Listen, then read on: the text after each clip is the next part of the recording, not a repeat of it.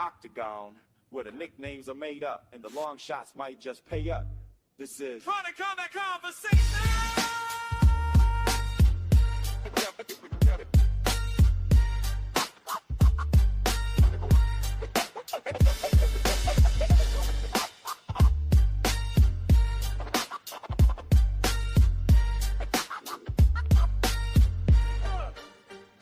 You know TV's on the mic, flipping names on sight. Renames every fighter, whether wrong or right.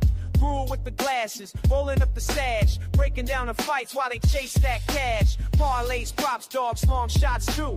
Digging in the couch, finding change for the crew. Early week breakdown, Saturday they hit. If you're betting with the boys, then you know this is it. Chronic Combat Conversations. Hey. Light it up, place your bets, no hesitation. Chronic Combat Conversations. That's right. Green like the herb in the cash in rotation. Oh! Names get twisted, odds get lifted, smoke clouds drifting while the... Welcome to Chronic Combat Conversations, a live look at our best bets, picks, and predictions for every UFC event. With your hosts, TB Scouting MMA and the Guru back again in the year 2026. We've got UFC 324. We've got Justin Gaethje taking on Paddy Pimblett for your vacant lightweight title. Couldn't be more excited for cards. This fucking UFC shit is going to be off the chains this year. Sean O'Malley, Song Yadong, the Black Beast, Derek Lewis, former champ Rose Namajunas. I mean, my goodness, this card is stacked. But before we could get into this, we've got a very, very special guest on the show. If you guys don't know Art, make sure you go to patreon.com/fighting-stats. Guys, he made 360 fucking units last year. Like, what is that? Who does that? He made 100 units the year before. Is he going to go for 500 this year? Tune in to find out. Art C, baby. What's going on, man? Thanks so much for joining us again. Yeah, buddy. So thanks for having me. Of course, been waiting for a while for this card. 6 weeks, a long time with no UFC. We're back, ready to start the year, ready to crush it, and, high hopes for the year. So, yeah, we'll see what happens. Really, really exciting. What a banger card to bring us back into the Paramount era, mind you. wow, what TB, how are you feeling? You look a little flustered. Oh my god. No, I'm feeling electrified right now. Maybe it's our guest, maybe it's the Paramount era. Whatever it is, there's something in the water right now, and TB is absolutely feeling it. Daz, you're right, man. We had to get listen, we were thinking, what's the best thing we could do to help the people out to start the year? Of course, we've got the best guest that we could possibly find. Let's go. The Dream Shake got to hit him to start the year. Let's go. He's in the building. And Dixon, you're right. It was time to do the Crip Walk with our boy. And guys, listen, thank you so much for joining us. We're kicking off the year right. We're live every Thursday, exactly at 8 p.m. Eastern. We would never be late. The Guru would always show up exactly when he needs to, on time. He's nailing his New Year's resolutions. Coming to you live at 8 p.m. Eastern. We've got the best bets. We've got the best gets. We've got always free picks. So make sure you guys are joining us. Coming off, don't look now, but another profitable year for Chronic Combat. You didn't say how much profit, ladies and gentlemen. Listen. A profit is profit. Hey, 500 units out to be in the green. I don't care how much you're in the green. To me, I find that impressive. Ooh, Glenbot. Is this Glenbot or is it Glen O'Shea? Look at that. Love it. Thank you so much to everyone for joining us. Hit the like button. Costs you nothing. Subscribe to the channel. Also, free 99. And listen, I mean, if you're absolutely crazy, we've gotten some donations in the past. We'd be willing to name some bets after some people. Do your thing, guys. Oh my gosh, here he is. The dog of the day will be named after the one and only John Newquist, kicking off the year. That's exactly how much we profited last year. No, you know what, Johnny? Cheers to you, my friend. Hell yeah. I'll drink to that any day. Cheers, Let's brother. go, my brother. We got to slap the bag. Oh, Corona, man. Let's go. I thought you might be drinking. I thought you might be drinking a Molson. Oh, yeah. I have it too, yeah. Who doesn't like a good Molson? He keeps them stocked, baby. Just like you got your variety, we've all got ours. and make sure you're like John Newquist and support the boys going into 2026. So without further ado, let's get to what all the people are here waiting for. We've got the main event of the evening. Justin, the highlight Gaethje versus Paddy Pimblett. Do you see any little sausages here? Because because this is going to be an absolute banger of a matchup. Plus 190 on the Gaethje side, minus 230 for Paddy the Baddy. And oh man, I mean a lot of narrative coming into this matchup. Is there staff or whatever's going on Justin Gaethje? Is this a setup spot for Paddy the Baddy to get his Iliotopuria future matchup? Is Justin Gaethje retiring? Did he get a secret email or text messaging offering him more money that he just didn't reply to? Stay tuned on Crowded Combat to find out. But realistically, Tune in next week. Yeah, we're gonna see what's the new bonus structure like. But I mean, in this matchup here, you know, on the feet, you would think Justin Gaethje is gonna have a bit of an advantage, right? He's got technical boxing. He's definitely improved. He's not as much of a run face first into the fire kind of guy. But that doesn't mean his defense is elite by any stretch. So I think we're expecting to see some fireworks if we're on the feet. Gaethje's going to be throwing those calf kicks.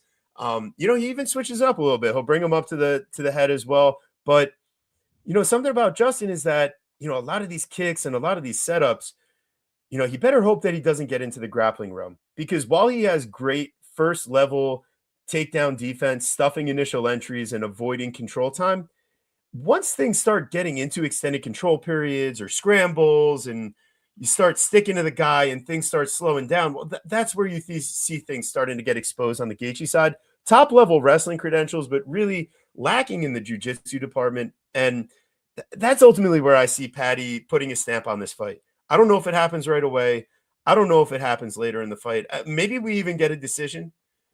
But something just tells me that Gaethje's golf game is looking a bit better than his UFC game these days. And Paddy, there's something about this guy. Like, listen, when that walkout gets going and you start hearing the where's your head at and all that, and he's running out, the crowd goes wild. It's like that energy that he brings. You know, he's actually done a bit better of a job slowing it down. You kind of see in the Chandler matchup, like he lets the fight come to him there. And if he does that with Gaethje and plays the matador to Gaethje's bull, we could see a bit of fireworks from the Paddy side. I wouldn't be surprised to see Gaethje hurt in this fight. A lot of talk about his chin, retirement, things that could be coming. And you just hate to hear that because he truly has been one of the most exciting fighters. But yeah, I mean, if this fight goes the way of Paddy, the way that I'm seeing it, it's either Gaethje's getting knocked out or he's going to be out cold from a submission attempt. So minus 230, not something I'm necessarily willing to swallow, but you know, inside the distance, even just an under 2.5, you know, I could even potentially be interested in that. But yeah, I got to take Paddy to win by finish here. So Guru, what are you thinking here? I mean, I think that this is a really, really fun matchup. I do find it funny how Justin Gaethje was like, I would never fight Paddy the Baddy. That's disrespectful. And then here he is fighting Paddy the Baddy. The UFC heard that and they're like, oh, really? Is that really how you feel? And starts twisting the screws to him. I honestly think that Paddy's really cleaned up a lot of his game. I'm not saying he's, you know, invincible here, but I just don't necessarily think that Justin Gaethje, who I do believe needs a pretty early knockout to win. You know, I do feel that is his win condition at this stage. I don't think that he wins a volume striking battle across 25 minutes with Paddy Pimblett. So with that being said, I don't know. I feel like plus 190 is actually like still, it's like not, maybe still not wide enough, right? I do think Paddy the Baddy gets it done here. And I kind of like him to do it early. When you see with Justin Gaethje survive, it's generally like, I mean, he's getting finished late in his knockouts, guys. Any submission, those submissions are coming early. And I do inevitably think that is where Paddy is going to take him. I think he does, you know, Justin Gaethje does make a mistake. I think he does end up getting submitted one way or another. At the end of the day, I actually don't even have to take a side in that. Over on FanDuel, Paddy the Baddy, round 1, 2, 3, round grouping, plus 115. Don't hate it. Don't hate it. I think something sneaky could even be Paddy by KO at plus 490. I think that's like really, really steep for how live it is. But I do think that the early sub is probably what comes. And I get it. You know, is Paddy the Baddy as good a grappler as Charles Oliveira and Khabib Nurmagomedov? No, certainly not. But is he creative? Is he dangerous? Is he strong? I think all those answers are yes. Is he sexual? Yeah, yeah. Art C, are we on the right train here? What are you thinking, man? So this one is a banger of a fight, right? And the thing is, I think there's a couple of assumptions that we have to make, and it's kind of funny because like Justin Gaethje, he's had somehow he's had a run where he hasn't really had to fight a lot of wrestlers or a lot of grapplers, right? And he's sort of gotten away with. He has this like wrestling background. He really doesn't pull it out. He talks about like. He fell in love with the striking sort of thing, right? And you just run down the list of guys that he's fighting, right? Like Fiziv's not a wrestler. Holloway's not a wrestler. Poirier's not a wrestler. Fiziv's not a wrestler. Oliveira is a grappler, and he got choked out round one. Chandler's not a real grappler. Khabib is a grappler, and he got choked out in round two. Ferguson not a grappler. Cerrone not a grappler. Barboza not a grappler. Vic's not a grappler. Poirier, like there's a whole string of no guys that are not grapplers, and the two guys that he did fight that are grapplers, he got submitted right away, right? And so, like you said, is he on the level of Oliveira and Khabib? Probably not, but he's probably up there. And it's hard to know, how good he is defensively in terms of stopping the submission, and on offense, how good Paddy is on the ground in terms of getting the submission and stuff, right? And you go to the Paddy side, if I'm looking at the strength of schedule for Justin Gaethje, Paddy Pimblett has one of the softest schedules, available here to get to the title here, right? He beats Michael Chandler, who's lost like 10 in a row. Bobby Green, he finished, right. Tony Ferguson was like 40 years old. Jerry Gordon, he arguably lost. Levitt is one-dimensional grappler. Vargas not in the UFC. Vendramini, like these guys are nobodies, right? So it's hard to really gauge where Paddy is and where Justin is, right? Obviously we assume that Paddy's pretty good. We just don't know for sure on tape, right? And Justin Gaethje's fought, the who's who in the striking, right? And he's good striking. Everybody talks about his leg kicks and stuff, right? So I try to look at it from a technical standpoint. Obviously, the fight starts out on the feet, right? And both guys are going to be in striking range. We talked about, Justin Gaethje going to the low kicks early.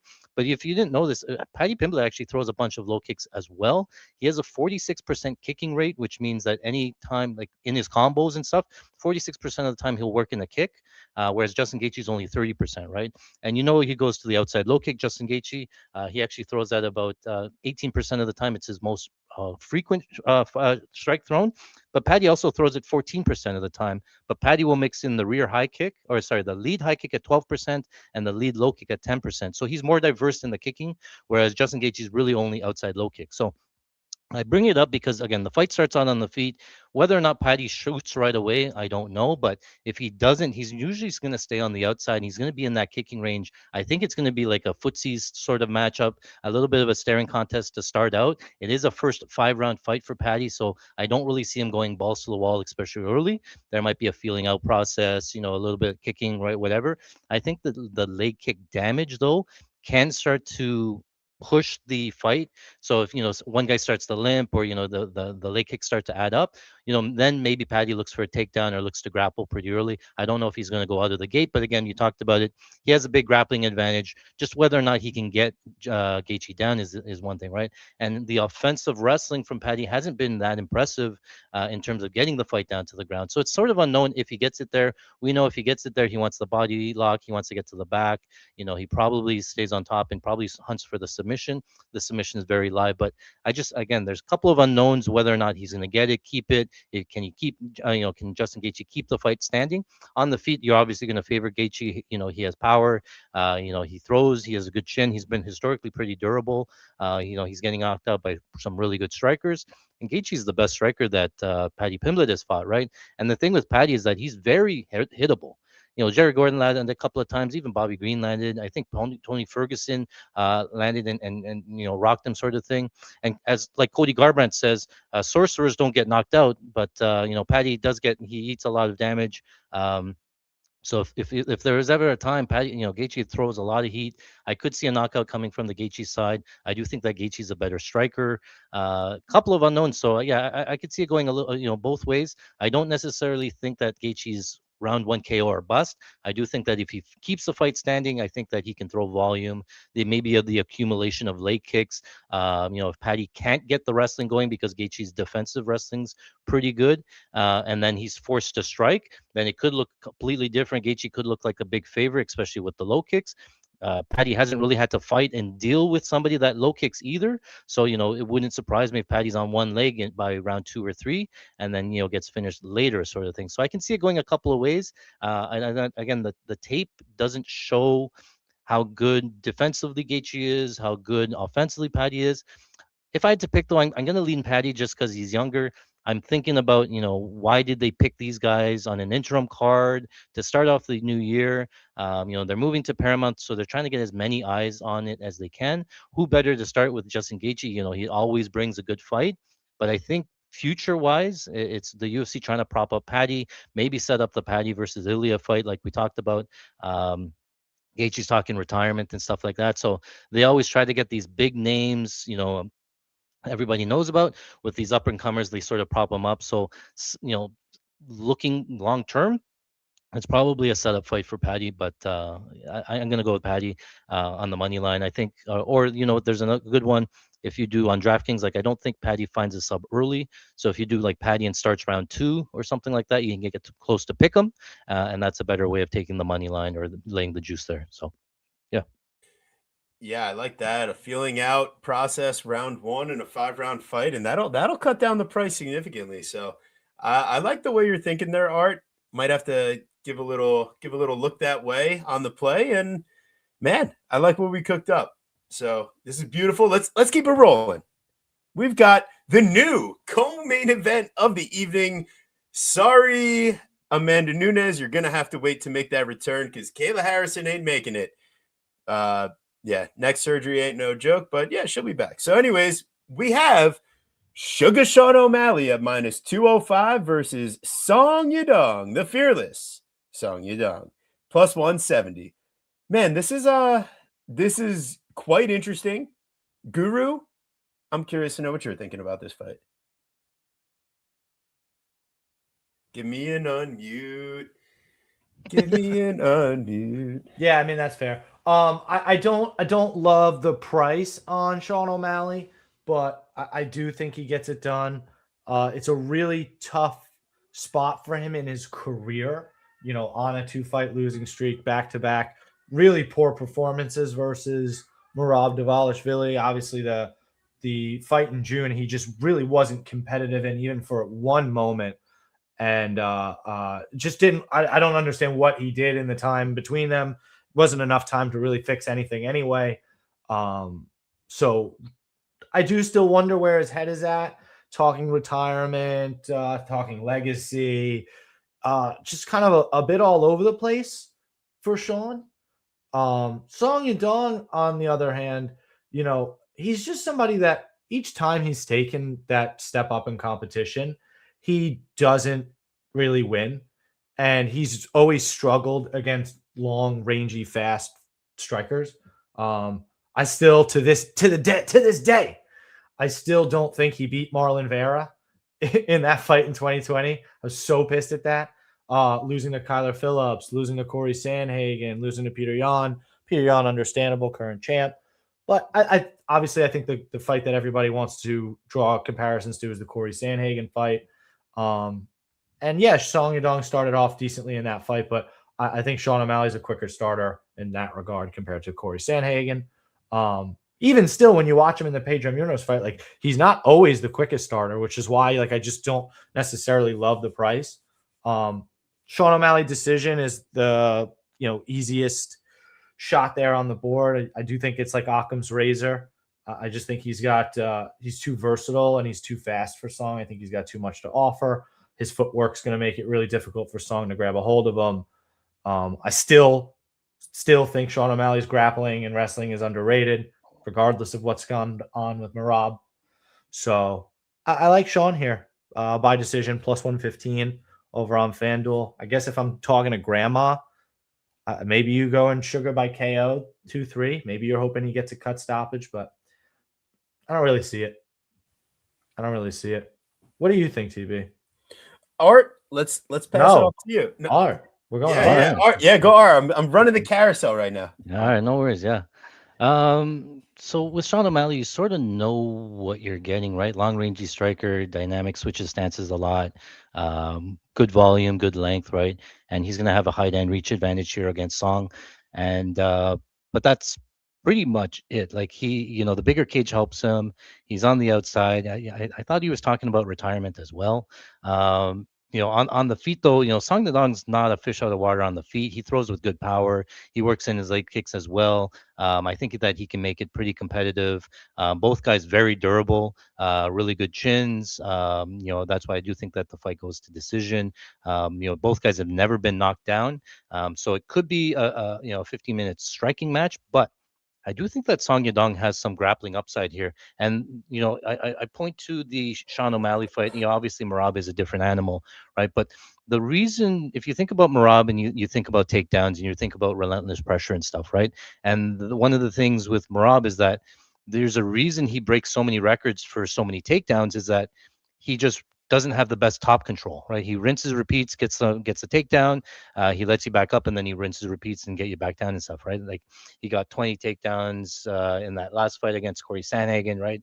Corey Sandhagen actually a pretty good elite scrambler, getting back up to his feet. But that's one of the things with Marab is that he can get these takedowns, but against Sean O'Malley, the problem with that I found was that he couldn't get up, and Marab, historically has wrestling, yes, but he doesn't have the best control. He should have been able to get up under Marab and then get taken down again, but he wasn't able to.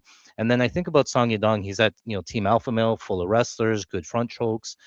If there is ever a fight to bring out some grappling, this is the fight to do it. And then I take a look at his strength of schedule. Last fight against Henry Cejudo, Olympic wrestler. Peter Yan has one of the elite takedown defenses in the UFC sort of thing. Chris Gutierrez, Ricky Simon, also, right? So he pulled out some grappling against Simone. Corey Sandhagen, again, we talked about the elite scrambling ability here. So it wouldn't surprise me if Song here works in the grappling. One, to either get the fight down to the ground, get some control, or at least get Sugar Sean thinking about the grappling, maybe not throwing as many kicks because he's afraid of getting the kick caught and getting taken down to the ground. Just more variables to think about. Whereas on the Sean side, he's never going to be offensively grappling. Even if he wanted to, he couldn't get Song down. So I think, like Sean's win equity is probably a decision outlanding him, more volume from the outside. It's very possible that he does it, but I think that Song Yadong can be pretty competitive on the feet. And if he mixes in grappling, I think that he can win a lot of minutes, steal some rounds, because of grappling and stuff there. I kind of think that Song Yadong is a very live underdog here, especially when the fight goes to decision. You don't know where the judges are at. Sean's probably a fan favorite, so he has the crowd behind him. But again, Song is a beast. He's an animal. Losing to Peter Yan, the current champion's not, nothing to say bad things about. And Corey Sandhagen, that one was also pretty close. He got, that one stopped by a doctor stoppage. And Corey Sandhagen is just so much better at getting up, so he couldn't get the grappling going. So that's where I look at. I think that Song Yadong has some pass, especially if he grapples. I think that he's a very live underdog here. Yeah, and you touch on a lot of good points, and I'm really concerned about exactly where Sugar is in, his mental fortitude, his willingness to fight it out in the UFC going forward. If things don't go his way, what does it look like? I know what it looks like when Sugar has it go his way, right? But recently, when it hasn't gone his way, it's just gotten progressively worse from the optics perspective. And things should have been fixed from a surgery thing, right? Oh, I was healthier this time out, whatever. It's just maybe there are no more excuses to be had, right? Maybe this is just who Sugar is. But at the same time, it's we also know he's a great striker. So, Guru, I love your prop. Art, I also totally see, where you're at on the dog shot. It's just unfortunate that the over 2.5 is minus 260 because, damn, the fight's probably going the distance more often than not. So it's difficult to come away with a confident high value play here because, ultimately I'm not going to go on the Yadong side. I don't trust him. I think stop lying. You're always on the Yadong side. Yeah. I love a Yadong. I know you do. Yeah. But ultimately, Sugar, he's probably going to get the fight he wants in a larger octagon against a guy that, like Merab, after having lost to him the first time and having his difficulties, like, I think the monster built up in his head a little bit, and the second fight got overwhelming. Like, I don't think you run into the same, cardio and pace difficulties that you saw in that matchup. So, yeah, I mean, Sugar decision. If you got to make me play a prop, that's probably what it is. But, I wouldn't put it past Yadong to also come away with that 29-28 if he puts that wrestling together. So, do not parlay the favorites to close it out. I don't know. Someone could be disappointing you here. All right. We've made it to it's salsa time. Salsa boy Waldo Cortez Acosta versus the Black Beast, Derek Lewis. And Art, I need to know. Tell me it all. What do you got going on here? I tell you that all the time. I'm Derek Lewis is my kryptonite. I cannot get this guy. I've lost so much money trying to fade this guy. It's like on tape. It's like the worst stand up, poor cardio. It's just death touch, and I don't know where to put the percentages for just death touch. Right? You can lose, 14 minutes and 50 seconds of a fight, and you just touch him and go out and win. Like he's always live for a finish and stuff, right? But technically, he's not great. He doesn't really have grappling, cardio. He doesn't have anything really other than death touch. So, and then on the other side, Cortez, he doesn't really. I'm not super impressed with him either. I think his little strength of schedule a little bit easier. I thought that the Elijah one was really kind of tricky here. So, I really want to pass this fight, but I do think that Acosta, I think with any Derek Lewis fight, you can always say the opponent's going to be the better striker. He's going to be longer. He's probably going to land more volume. The game plan's probably going to stay on the outside, avoid the big right hand, and either finish Lewis into the later rounds as he gets tired, or could win a decision by just outpointing him. That's every Derek Lewis opponent ever. But that's what happens here, right? It's just Waldo Acosta. He does have a nice long jab. He stays at range. He used to throw like this baseball throw of a right hand. He still kind of does his techniques kind of weird. And Derek Lewis, like when he touches you. So it kind of depends on the game plan of Waldo. I don't think he grapples, and I don't think that he wants to grapple here. So it's really about striking, and it's going to be 15 minutes of striking, and it's really just like any other Derek Lewis fight is just playing the matador. It wouldn't surprise me if he finishes Lewis. I would think that it probably comes a little bit later. I think if you like the Lewis side, you could take some round 1 KO. That's probably the best path to victory, inside the distance only, KO only sort of thing. And then, Waldo probably has everything else, decision upside, late upside sort of thing, probably wins significant strikes and volume. He's going to be faster, longer, more volume, all that stuff. Just, I don't know how to cap, punching power and puncher's chance. Normally it's like 5-10% for me, but Derek Lewis, because he just touches you and goes out. But gun to that, I got to say Waldo Acosta. He probably finishes late. Waldo by decision doesn't surprise me. But maybe this is a better live bet spot. If Lewis, has his best moments in round 1, maybe even hurts him and he survives, you might be able to get Acosta some plus money. If he survives into round 2, sort of thing. So that's probably where I would be attacking it. I'm gonna pick Waldo for the pick, just because I continue to fade Derek Lewis as we go. Yeah, I don't blame you. It's difficult, right? And Waldo is someone that I've been consistently trying to fade ever since he beat me, TB Arlovsky, in the octagon by split decision. Like, you would have thought that would be a death knell for any UFC heavyweight to come away with a split decision against me, TB Arlovsky, in the Lord's year of 2024 when that happened? Whatever it was. But, yeah. It was a unanimous decision. All right. Maybe he lost a round on a judge's scorecard is what was egregious. Something like that. It's not great, though. You hate to carry that guy to decision at that stage. And with Waldo, like Art kind of broke down his last few fights, there's been some shenanigans, right? And Big Neil Shamil, like, if you're telling me that guy gets 0 takedowns, and like before the fight starts, like if you know that fact. Damn, TV, what kind of lines are these, by the way? What? Under 1.5 plus 270 pops. I'm in. Yeah, I'd like to apologize. I'm booking that with you. We're kicking off the year spicy. Well, Taking action, I'll take it. Yeah. Right. We're gonna close TB Sportsbook I right now. No promo code. Yeah. Art just shut you down. Yeah. Yeah. Ultimately, I have two things here. It's one of two ways, because we've seen what happens with Waldo when he faces a big power puncher that he's afraid of, and it's back up to the fence and kind of like hope your chin saves you, right? Or That's just kind of the spot that I feel that Derek Lewis is going to put him in. yeah. Like, I mean, he doesn't really run forward the way that Delija does, but he does fucking hit hard. And I don't know, man. Just with whatever goes on with Taliesin in that fight, he gets his eye poked. He just causes action at one point or another. He got jabbed and he pretended his eye was busted. Yeah, like whatever it is, like because he knows that this Brazilian taxi driver is going to be dumb enough to crash in with his hands down. You know what I mean? And Waldo to me just likes to fight a little too pretty, man. I just don't. I could see him getting into some trouble here. He had nothing to worry about with Shamil. He takes him down.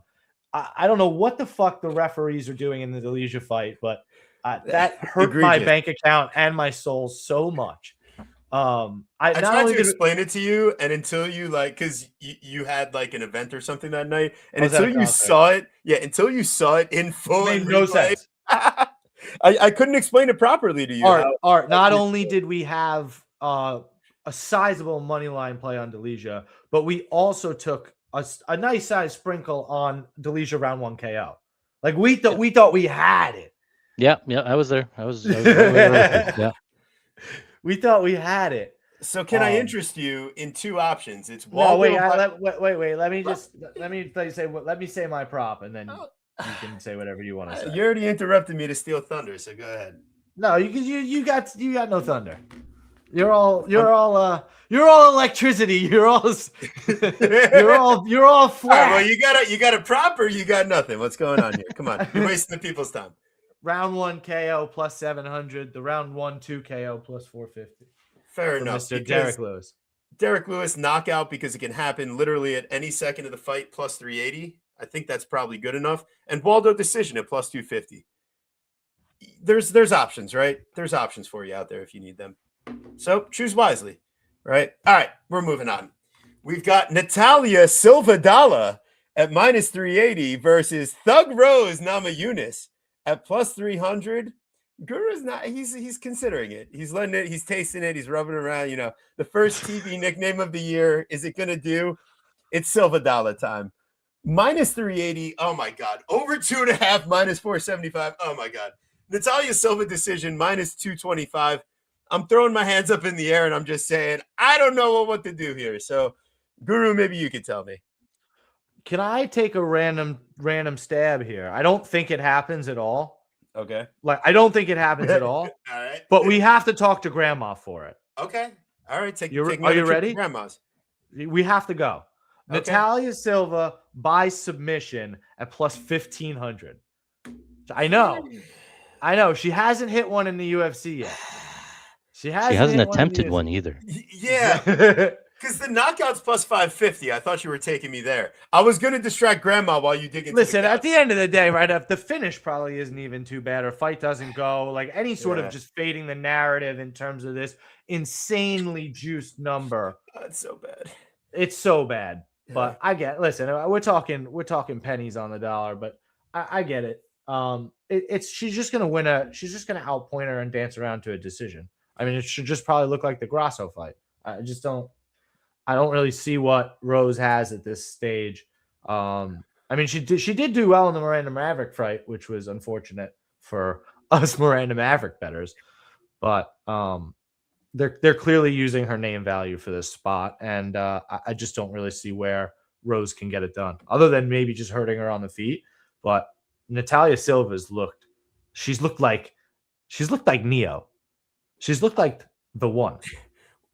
Well, to that point, because I might have not found value for this fight for you, but I was kind of thinking, like, what if instead of betting on this fight, you just go to be a champion at the end of the year, Natalia Silva, we're getting at least plus 200. I mean, I'm 230 on DraftKings. I'm curious if you could get better elsewhere because, like you said, we might have the chosen one here. Like Yeah, it really could be the thing. I do think she's the one to be able to beat Valentina. To me, she's like Valentina, just kind of younger, newer model.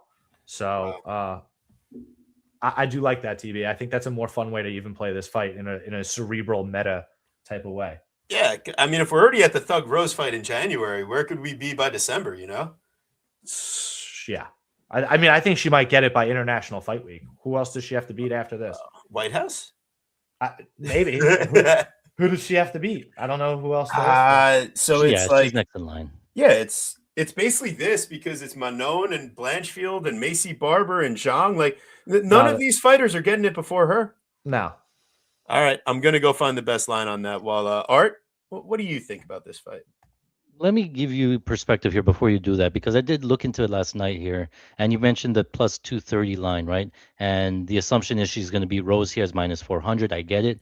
But you can actually look up the future line for Natalia Silva against Shevchenko, and she's about plus 150, plus 175, I think. I can't remember, but in that range, right? And so if you're betting on Natalia Silva to be champion at the end of the year, again, I don't disagree with the bet. I like it. Again, she's going to beat Rose, but she's plus 175 against Shevchenko. If you parlay the plus 175 with Shevchenko with the minus 400 here, you get to plus 220 as it is. But there is a case where, like you said, by International Fight Week, she's champion, and then she fights a third time in December, and now you're free. You've lost the value here, right? So if you parlay just, and I use the word parlay, but you bet it at minus 400, and then whatever you win, you roll it forward against the Shevchenko fight. If she gets champion, you've cashed out already by July, and if she fights a third time, you don't have to fade. You can actually roll it again, sort of thing, right? Because the assumption is that she's going to get champion by the end, middle of the year. But she could fight three times, right? She's fighting first week of January. She could fight three times this year, and then you're not getting great value at plus 230. So that's the thing I think about. I don't disagree that she probably could be champion at the end. She has a very good chance of being Shevchenko, that sort of thing. But just to food for thought sort of thing, that's probably why I wouldn't play it champion. I just do it manually and do it that way. But yeah, for this fight, you guys are going to actually probably be I'm not taking the other side, but I think that Rose is very live. And there's a couple of things that I point to. Rose obviously has the experience advantage. She's been in there. I want to say, when has Rose ever looked plus 300? When has anybody looked minus 400 against Rose, right? She's always competitive. She always brings a game plan. She's pretty good on the feet, and she's pretty good on the ground there, right?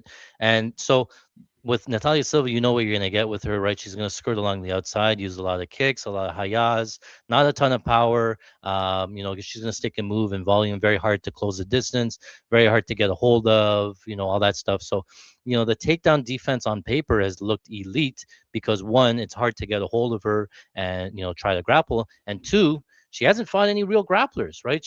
Alexa Grasso is a boxer, not really a grappler. Andrade's not a grappler either. Viviane Araujo's not a grappler. Andrea Lee not a grappler. Leonardo not a grappler. Bleda is the one grappler, and then she got her down, right? And Jasmine, that was the first fight that she fought there. So I do find that there are some holes in Natalia Silva. If you're going to game plan against Natalia Silva, the game plan has to be to grapple, right? You're not going to stand at range. It's going to try to grapple. And, Rose, traditionally doesn't have the best double leg or single leg entries, but she does have this trip that she goes to, and she landed it multiple times on Tracy Cortez. If you're going to say who's the better wrestler, Tracy Cortez or Natalia Silva, you're going to say Tracy Cortez, right? And she landed 5 takedowns on Tracy Cortez. It was the same takedown over and over. She does like this 1-2. At the end of the combo, she goes outside trip, gets Tracy Cortez almost instantly. Right. So it's one of those takedowns Natalia Silva has never seen before. She hasn't had to defend that type of takedown. And when Natalia Silva was on bottom, like she fought Viviane Araujo got on top, and actually got a lot of control time from being on top. And that Bleda fight as well, she had to wait until the end of the round in order to get up. Or Bleda got on top, and right away Natalia Silva went close guard. She wasn't working to get up at all. So those are the little signs that point to Rose could have some success here if she gets her down. Rose is a competent grappler. She is better in BJJ, pure BJJ. I do think that she has more sub upside. Wouldn't surprise me if Rose got to the back. She got to the back of Tracy Cortez multiple times. She gets to the back most of the times as it is, right? Whereas Natalia Silva, her win equity is skirting around the cage, winning a close decision. She won a 29-28 against Arujo, right? She's not really pulling away. And then the closest one for me is I look at Rose versus Fiorot. Fiorot has that similar style, kickboxing, staying on the outside. But Fiorot's massive. She's a really good takedown defense, really, good hips, good takedown defense. And Rose in that fight broke her hand or broke her pinky in that fight and still lost to 29-28 without a right hand. You can see her striking with just a jab, and she ended up winning a round, ended up losing the fight, but she was one-handed, still got some grappling going. So I see multiple paths here. I'm going to call it's probably Natalia Silva 29-28. I can't play the money line at minus 400. It's just too much. I think it goes to decision at a very high clip. Both girls are very durable. I don't see a Natalia Silva submission because one, she won't grapple. Two, she's very not likely to submit Rose on the ground. I think Rose is more likely to submit her, but I don't think it's there either. And both girls don't really have a ton of power in the hands unless it's a slam, a high kick, or something like that. So probably goes to decision. And then do you want to lay minus 400 when it goes to the judges with somebody skirting around? Like, Natalia Silva is going to be backing up. She's going to be circling around a lot. There's not going to be a lot of big moments. So how can you be confident when it goes to the scorecards sitting there with Natalia Silva after 3 rounds when, she spent a little bit of time on her back? Rose has some good chance there. So I'm looking at like a Rose plus 3.5. It's available on DraftKings. That sort of thing. Maybe fight ends by split decision sort of thing, because I can't take money line. Maybe fight goes, maybe Natalia Silva by decision, but it's pretty juiced. I think if at all you're looking at some dog money or dog shots on Rose is not a bad look. I got some early Rose, or I'm going to take some plus 3.5, I think, and it covers me. I think that Rose can win at least one round here.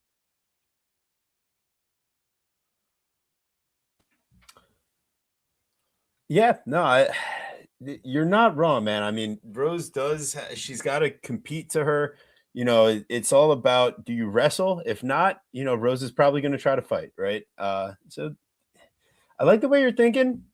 She's not a fish out of the water on the feet either. Like when has anybody really outpicked and outlanded Rose? It's just the style of Silva where she just sticks and move, touches you and moves and stuff. It's a frustrating style to fight against, but it's not, not a lot of damage. Like Rose can game plan for it. I just think the line's a little bit wide. How bad is the split decision prop? I think I got 400, 450 in that range. Where? There's no way DraftKings is giving us that. No, it was bet online. I don't know. Yeah. Like if in a fight that's minus 400 to go to decision, to get plus 450 on a split, I think it's a no-brainer. Yeah, no duh. That's it. Yeah. I'll take a little taste of that. My goodness. That would be nice. But we don't have that, TB. All right. Well, regardless, what we do have is the opportunity to break down more fights. The last point I will make about that Silva matchup is we get plus 275, Mr. Athleticism. Fair enough, Mr. Athleticism. I never had the making of a varsity athlete. At least you're coming to terms with it. But I think Natalia Silva, she does have the makings of a varsity athlete. Whereas Rose, I think she's very technical. She is precise. She has like solid athletic abilities. But I think Silva, like, she might have found Michael's secret juice. You know what I mean? She might have got the water bottle. All right. We're moving on. And we've got another Silva matchup. How lucky. Back to back. Wait. This is breaking news. What? They had the press conference while we're live. Apparently, Gene Silva said, will you give us $324,000 bonuses? Will you increase the bonus if we promise to have 2 autistic dudes go at it? Apparently, Dana White agreed. Oh, that's good. God, come on. Wait, he agreed to a fight, a fight of the night bonus of $325K? I believe so. Wow. There goes all of my parlays. All right, reset everything. All right, so Arnold Almighty Allen, Jean Lord Silva. I am Lord, right? Lord. The most important thing to remember. But yeah, in this matchup here, Arnold Allen, I saw the cauliflower ear. I understand what you're going for, my brother. I know what the game plan is going to be. You're coming out of a great gym, right? You're training with the TriStar boys. You've definitely got some grappling. Like we've seen you do some things defensively. Typically not a big offensive wrestler, quite frankly. For all of his UFC fights, like he lands less than one takedown per fight. So it's not something he really does at a high level basis. He doesn't even shoot one takedown per round. But you got to imagine that's the idea here for Arnold Allen. He's gonna want a wrestling game plan. Why would you want to strike at distance with Sean Silva? Arnold Allen, he's also a bit clunky from distance for me. I don't think that he really has the technical wherewithal to land in ways that are going to make him stand out against John Silva on the feet. He doesn't have the same fluidity. He doesn't have the same touch in his hands. And he doesn't have the same ability to kind of go through combinations with like, it doesn't seem like a real game plan for me. Like he does have volume at times. He can land offensively, but nothing is like really, I just don't see it all on the feet for him. Well, the thing with Arnold Allen is that he's kind of like, he's like really good at everything, but a master of none. You know what I mean? And the power isn't there. Right. So what I would counter is I think Jean Silva is better at literally every single thing in MMA. Like I think he's more talented in every single department. The only place that I don't have like real knowledge about is offensive wrestling. But I could confidently say, like, even if you break down their stats for their UFC careers, their defensive wrestling stats are like nearly identical from a control rate, takedown defense. You know, it's basically very similar. It's just Jean Silva's faced double the amount of takedowns that Arnold Allen has in the same type of like period of time.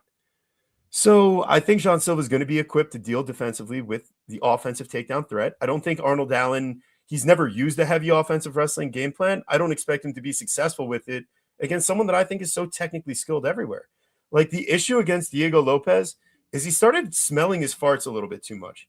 Like the dude decided he could just spin, he could laugh at people, he could point at them, he could do whatever he wanted, and that there would be zero consequences for his actions. One, he spins in the first round, gets his back taken. And yeah, I mean, Diego Lopez is an incredible BJJ artist. But Jean Silva survived that first round, and he's dominating in round two. And then he's like, you know what? I think it's time to spin again because now I've got my mojo back. And I think coming into this fight, you know, I think we're still getting autistic Jean Silva. Don't worry. Like, we still have that guy.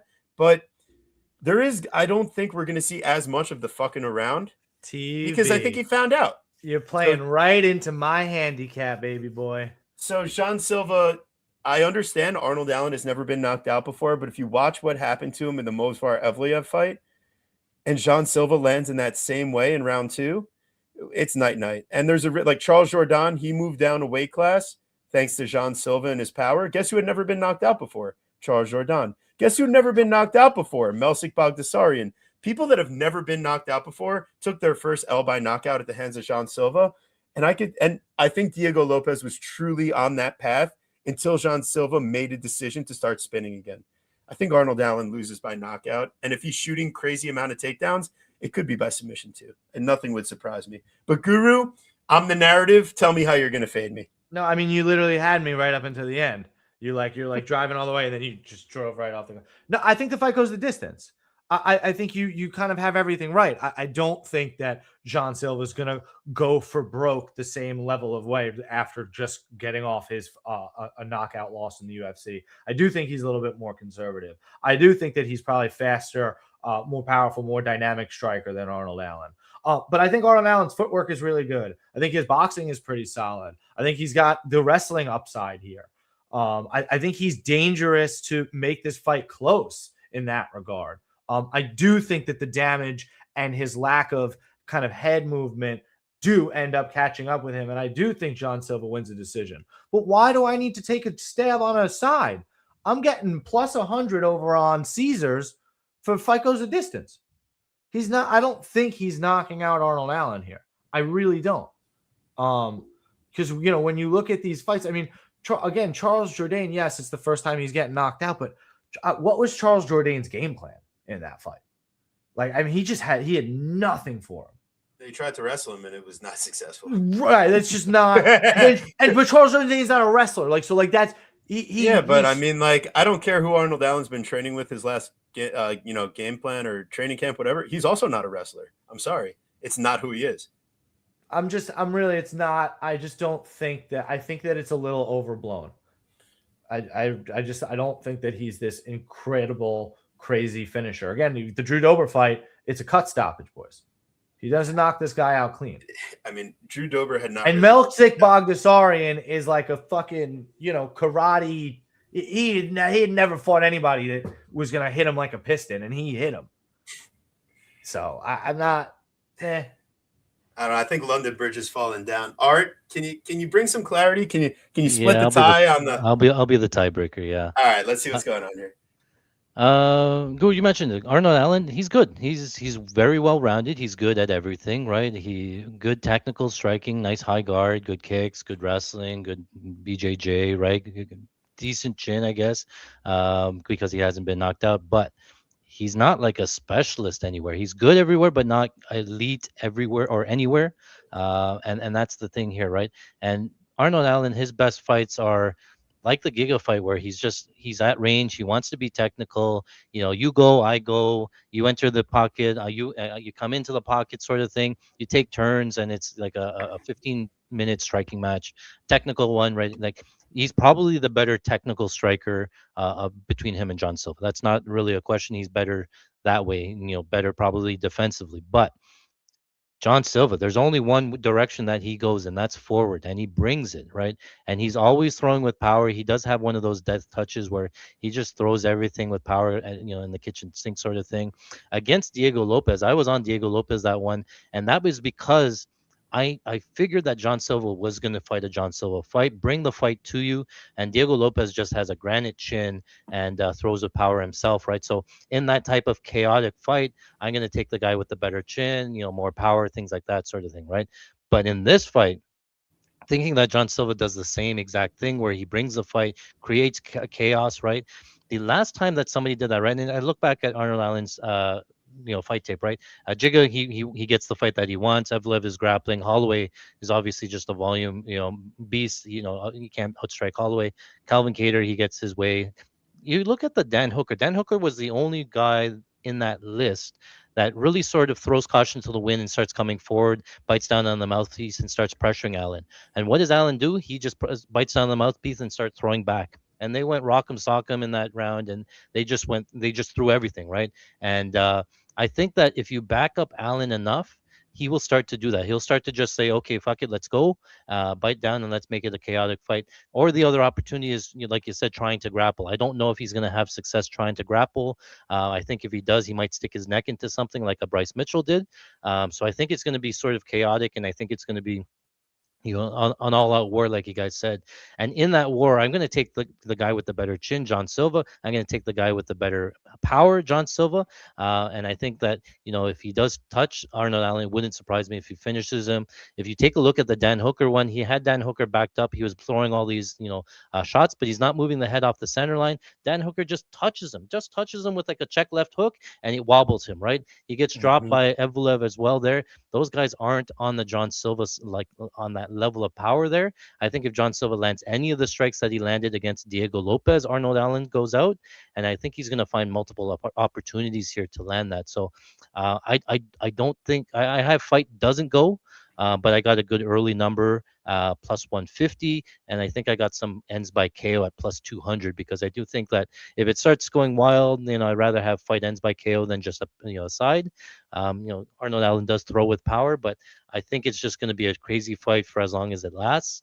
Or Arnold Allen has to put together a 50-minute, grappling game plan where Bryce Mitchell wasn't able to do it, and then the front choke for John Silva defends the double legs with the front choke, so the neck is there. So that wouldn't surprise me either. But yeah, I got to lean John Silva here. I think he wins by knockout. Amen. Sorry, Guru, but I mean, this doesn't mean that we're correct. I'm just happy to have backup. Yeah. It's all right, Guru. You can unmute as well. I would like to hear your. Yeah, listen, I'm not changing my side. exactly, but like I'm not exactly going to be shocked if he gets put out. That's It true.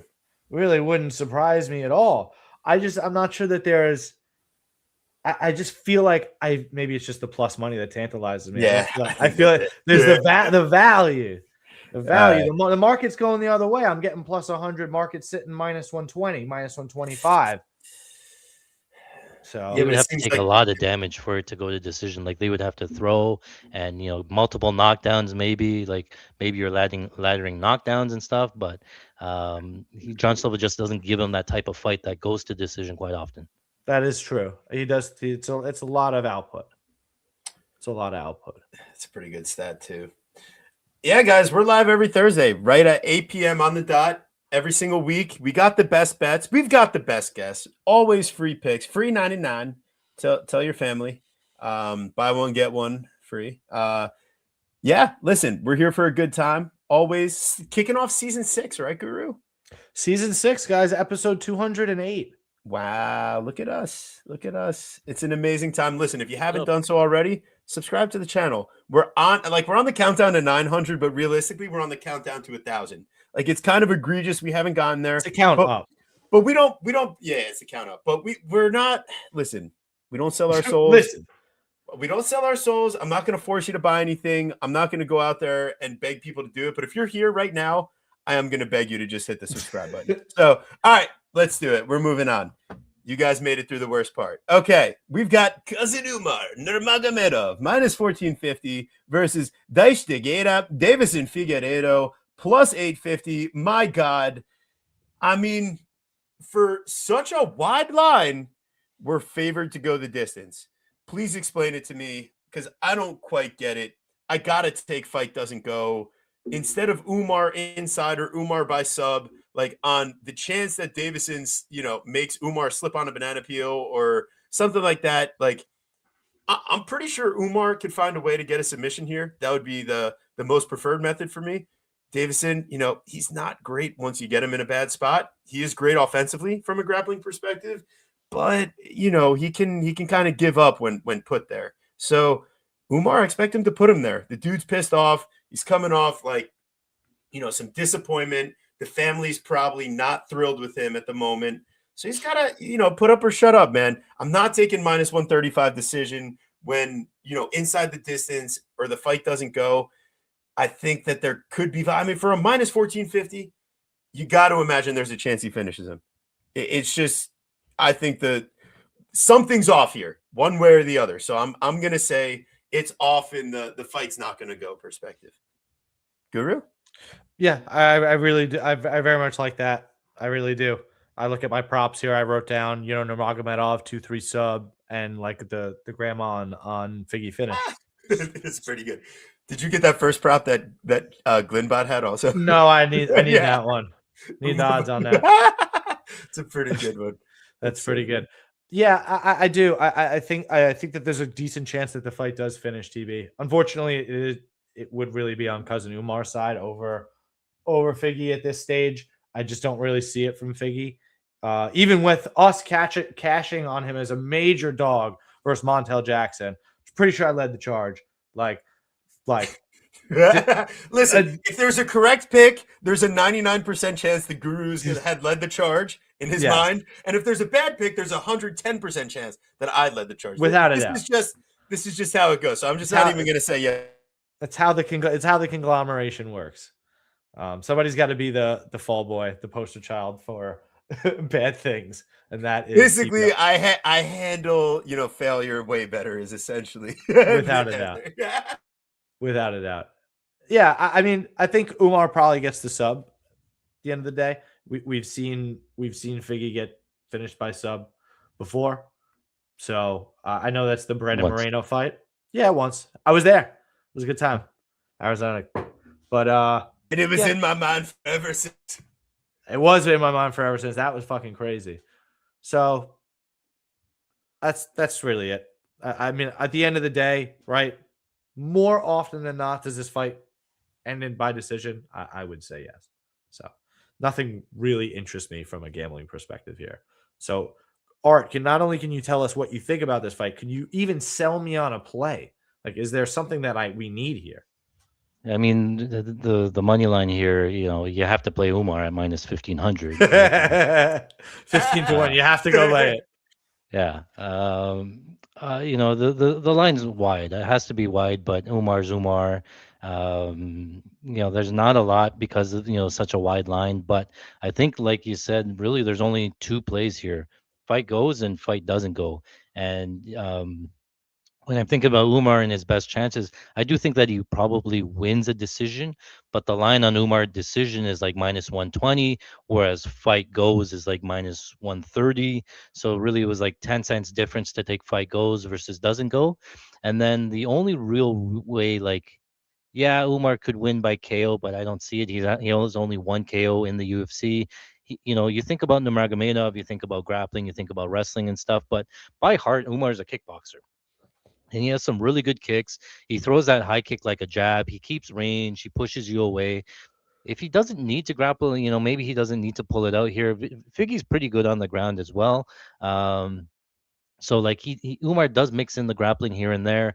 He does have a big strength in the grappling, but by trade and by heart, he wants to kickbox. So again, because he uses so many kicks, because he keeps the distance so well, like he doesn't have a ton of knockouts. He only has that one against Barcelos, which was like a high kick and then a follow-up punch, and then I think he just caught him off guard. But other than that, again, he probably goes to decision when he gets them down to the ground. Like you said, Figgy has been submitted, but really that was one fight in 31 fights.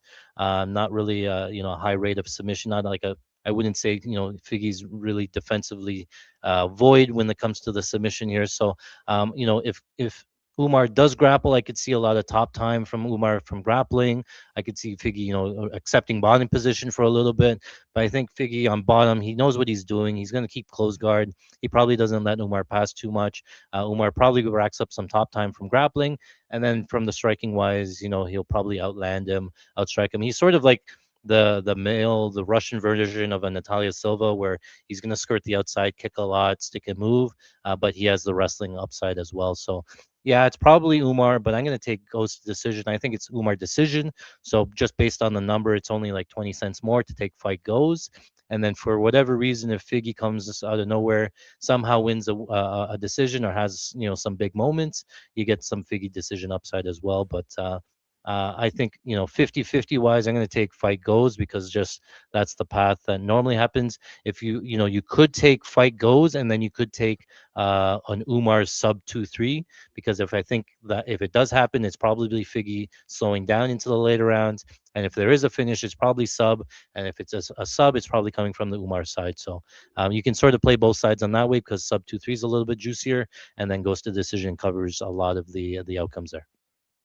Okay, that's actually sick. I did write down Umar sub 2-3. So if you come with us to Grandma's house, we'll distract her. We can all dig in there and we can get enough down on that sick prop to have a good time. Yeah. Let it be known. Talked me off of a choosing fight goes or doesn't go. You've given me enough reasons to not take either side. Let it be known that I was the first one to say Nurmagomedov. Yeah. Let it be known. No, it was just cool. I completely forgot. I wrote it in the notes there. So this is a fun time. Yeah, because you copied my notes. Oh my gosh. Oh my. Yeah, you know what? I probably just copied your entire chart. Did I write over your stuff again? You did that a few weeks ago. All right, fair enough. So we're moving on. We've got the silent assassin, Ateba Gaethje. They put the gigantic favorites back to back. Minus 900 versus the pulley, Andre Pulyayev, plus 600. The back alley pulley master. Yeah, I mean, Gaethje, my props here, it's under 0.5 rounds, which means 2.5 minutes. And we're taking a sub 60 second for some fun. It's just like Pulyayev, I don't think he really has anything defensively. So it's all about, does Gaethje put his foot on the gas immediately or not? And, watching him, I guess like Mansour Abdul Malik has kind of like traumatized a lot of people, but Gaethje is kind of the opposite end of the spectrum. Like, I trust this guy for round one finishes. It's just the under 1.5 is actually minus 220. So this is where it's like, all right, I'm just going to spend a couple dollars. Wow. All right. We found another doppelganger of mine. Yeah, this is TB Gaethje. Yeah, that's right. It's I see the I resemblance. could see it. You literally twins. Um, Especially now that you're running, Yeah. your stomachs look exactly the same. That's exactly it, man. No, but in all seriousness, guys, go to the gym and run. This is serious advice. All right, like All right, stop all fucking right. around. All right, All but right, anyway, all other right, than you look like a Tim no, Gauthier. no, TB Goggins. We don't want to hear from you. I was just saying, and then you could look like a Tim Gauthier. No. That's all it takes. All right, so I have the exact opposite play of UTB because you are a smelly, smelly boy, and I don't want to go running with you. So, all right, fair enough. what I'm gonna do here is I'm gonna fade the narrative, TB. I'm gonna fade that narrative. Ooh, okay, fade it. Are you ready? Fade away. Are you ready to be faded? Hit the jumper. You're ready to get faded Yeah, because it's about to happen. talk to me. So I'm going with fight to start round 2. I just need 5 minutes. I just need 5 minutes of yelling, "You gotta fight!" I just need 5 minutes of that. I don't He's know, got to man. survive. All I'm right. so I need scared. 5 minutes of survival in a big cage at even money. All right. And then from there, I don't care. A TB Gauthier round 2, round 3 KO plus 210. Wow. Plus 210. I just need 5 minutes, boys. TB And yes, Pulyaev has been knocked out. Pulyaev has been knocked out in round 1 before. But this guy, Anverbek Dalyanog, blah, blah, blah, blah, blah. Oh, okay, all right. He's fucking good. Oh, okay. He's really good. So I actually am not that turned off by that knockout. He survived, boy. He survived versus Chris Leroy Duncan, CLD. That guy puts people the fuck away. So I just need 5 minutes, boys. I don't care. He can die. Just 5 minutes. All right. Do you have 5 minutes of heaven ready? Do you want to sweat with me? All right. Will you clench your butthole with me for 5 minutes, buddy? Come on. You're gonna like this one, but this is okay. So based on these lines with these big favorites, right there, that's the only thing that's playable for me. Is either fight starts round 2 or doesn't start round 2. Let's go. It's one of those two, Yeah. right? Like you can't really take Atiba on the money line. I can't take a dog shot on Puliev here. But I've toyed with it back and forth, and I'll give you some. My perspective is that you don't make money betting with the public or the recency bias, right? And anytime I can go contrarian and I can go sort of fading the public, I try to do so, and I think it's worked out for me long term. So when these guys come out, these heavy hitters, they come like they're super juiced and they're expected to win in round 1, and everybody's playing them round 1. I get it, right? It's impossible not to get it and play it, but from the value betting wise and money wise, you got to fade 5 minutes and fight starts round 2. It's not a bad look. You do look at the Puliev versus Duncan, and he is a striker by trade. Gutiev obviously has some power. He throws with good hands, everything like that. It's just how does Puliev react to the power, right? And I look at the Chris Duncan fight there. Chris Duncan also pretty big with power, and Puliev, what he does is like he moves back as Duncan moves forward, so he's always trying to keep that space, but he can get backed up onto the fence and cover up. So if he does that, I could see Gauthier putting him out there. I'm not going to say Gauthier round 1 KOs out of the question. It's obviously very live, but in terms of a betting perspective, I'd rather have the last 10 minutes and decision versus just the first 5 minutes, right? But I'm prepared to lose. I'm not planting a flag here. I haven't even played it yet, but if I was gonna play a play here, it would be over or fight starts round 2, or some kind of like same game parlay of Gauthier and over, a couple of minutes sort of thing. You can't lay the juice. Maybe if you want a winning parlay for the night, you take Umar and Gauthier on the money line, and that gets to minus 500. But you can't lay the juice with these big guys. Big favorites. Anything can happen. Puliev does have like a little check right hook that he sort of throws over and over. So maybe he catches them coming on the inside. But the Duncan fight wasn't really a good look, but it was for fight starts round 2. But Puliev very tentative, doesn't throw any volume. He circles around, and anytime Duncan gets in, he clinches and hugs him and tries to get back into space, sort of thing. So I could see it going more like I could see both ways. Gaethje coming in and just starching him right away doesn't surprise me at all. But just money wise and betting wise, I might lean starts round 2, or I might pass and see if I can find maybe a live bet spot. It's possible. If you're fighting Gauthier, I think the smart game plan is here to try to grapple. I don't think Puliev can grapple or will have success grappling. Gauthier is just a beast, especially takedown defense. But the one thing that I do point to is that the Contender Series fight against Yura Nato, Nato being somewhat of a wrestler. And that fight, Gauthier kind of looked lost when he was on the fence. Like Nato's looking for a takedown, trying to get into the hips, and Gauthier is like looking at his corners, like, what do I do? Do I this hand or that hand? This one goes here. He's like looking sort of thing. So if you got a takedown, maybe you can get some Gauthier on a live line, if he can survive sort of thing. But the game plan could be to wrestle. I'm not going crazy there and playing any kind of props there. It's either starts round 2 or doesn't. So I'm going to probably pass for now. But if I play anything, it'd probably be starts round 2. You made me so happy, Art. The boys are going to I just hope you have to get to the window because I want you to be thinking of me for those 5 minutes, which will really end up being the sweatiest 5 minutes you've ever seen. Like you're just like, oh, like survive sort of thing. And at any point he can go out. Listen, we've been there. We bet the fight goes the distance on the Duncan Mateus Rumbeski fight. Yeah. We like to do fun shit like that. I love that. I love that, and I love like football unders. Which maybe TB, are you interested in chatting some championship games after this? We shall see. We shall see. I'm asking. I mean, of course, Art, you welcome to. I would never put you on the spot to make you do that. But TB, I think we should talk a little bit to the people. We have so many people in the chat. Maybe they want to hang out. We will consider. But what we will do is I'm sticking my flag in the sand. I'm sticking with the table and early, round 1 or less, and we're moving on. Terrible. We've got the minor, Nikita Krylov, plus 124 versus the Baltic Gladiator, Modestas Bukauskas. Art, need to know, what do you got in this matchup? I'll be honest, I'm going to pass this one. Not that I don't want to. It's just I like Krylov on paper.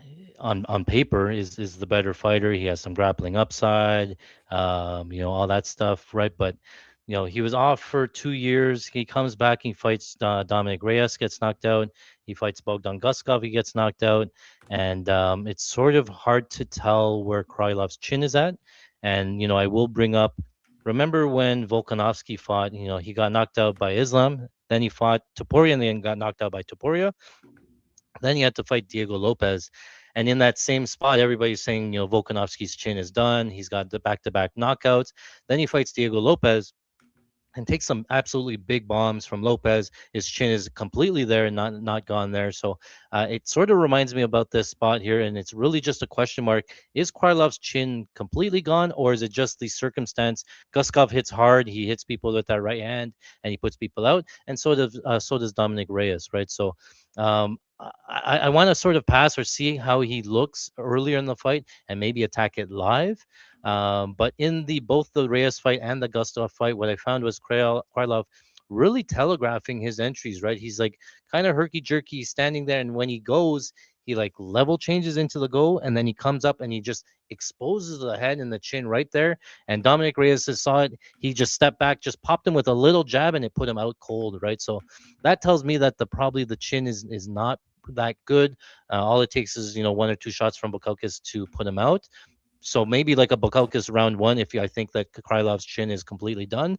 If he catches him early, then he goes out. But if you think that Krylov's chin, based on those 2 fights, is not done, then fight goes to decision, shows like a ton of value. Bukauskas decision, Krylov decision, all of those have a tremendous value. Even Krylov by submission, because if he does get some grappling going, maybe he's like concerned about the chin and he tries to grapple pretty often. Bukauskas does throw a lot of kicks, so it's a little bit easier to get him down from a caught kick. So I'm just waiting to see how the fight plays out a little bit, how he looks, and then maybe I'll enter live. But I'm not ready to pick a side just yet, because I do think that Krylov has a lot of paths to victory. Just I don't know where his chin's at.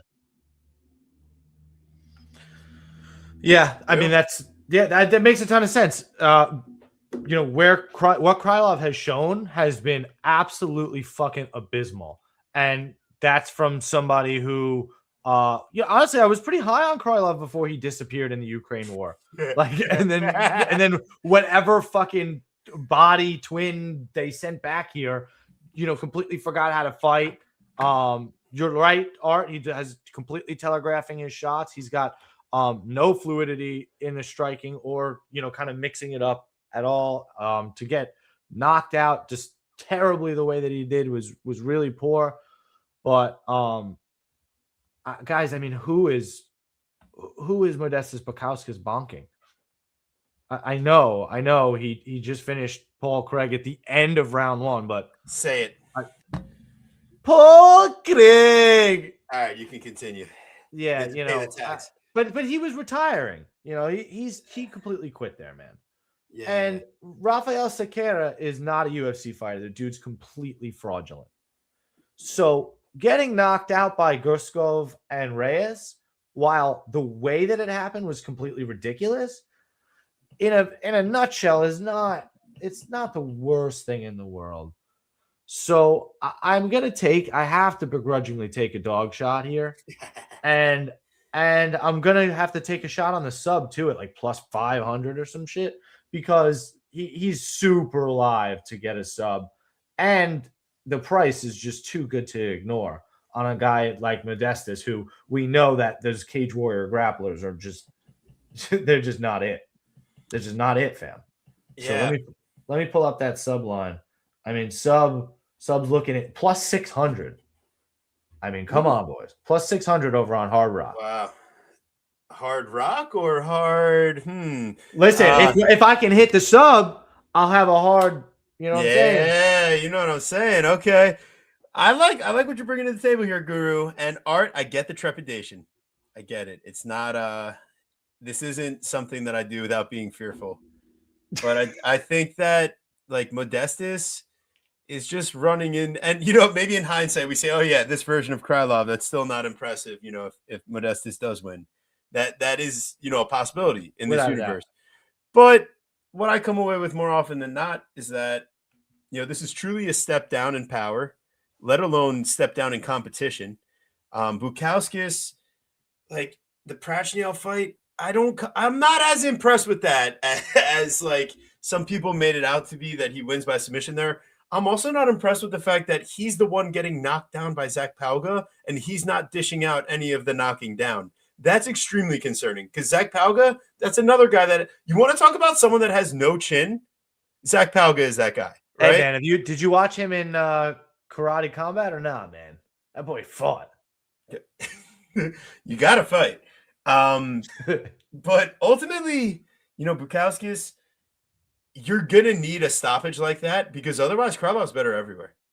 Like it truly, he's just the better fighter. And even in the Cerqueira fight, even in the Craig fight, it's not like a one-punch deal necessarily, and they're not like out cold from it. Nikita Krylov is fighting guys like Bogdan Guskov. He had Jan Blachowicz in a 10-8 round off a knockdown. Like that's very difficult to do. Dom Reyes, one of the best power punchers in this division. It's his chin that was a concern. He's one of the hardest hit safe things in the league. And Nikita Krylov, he's got a little bit of everything.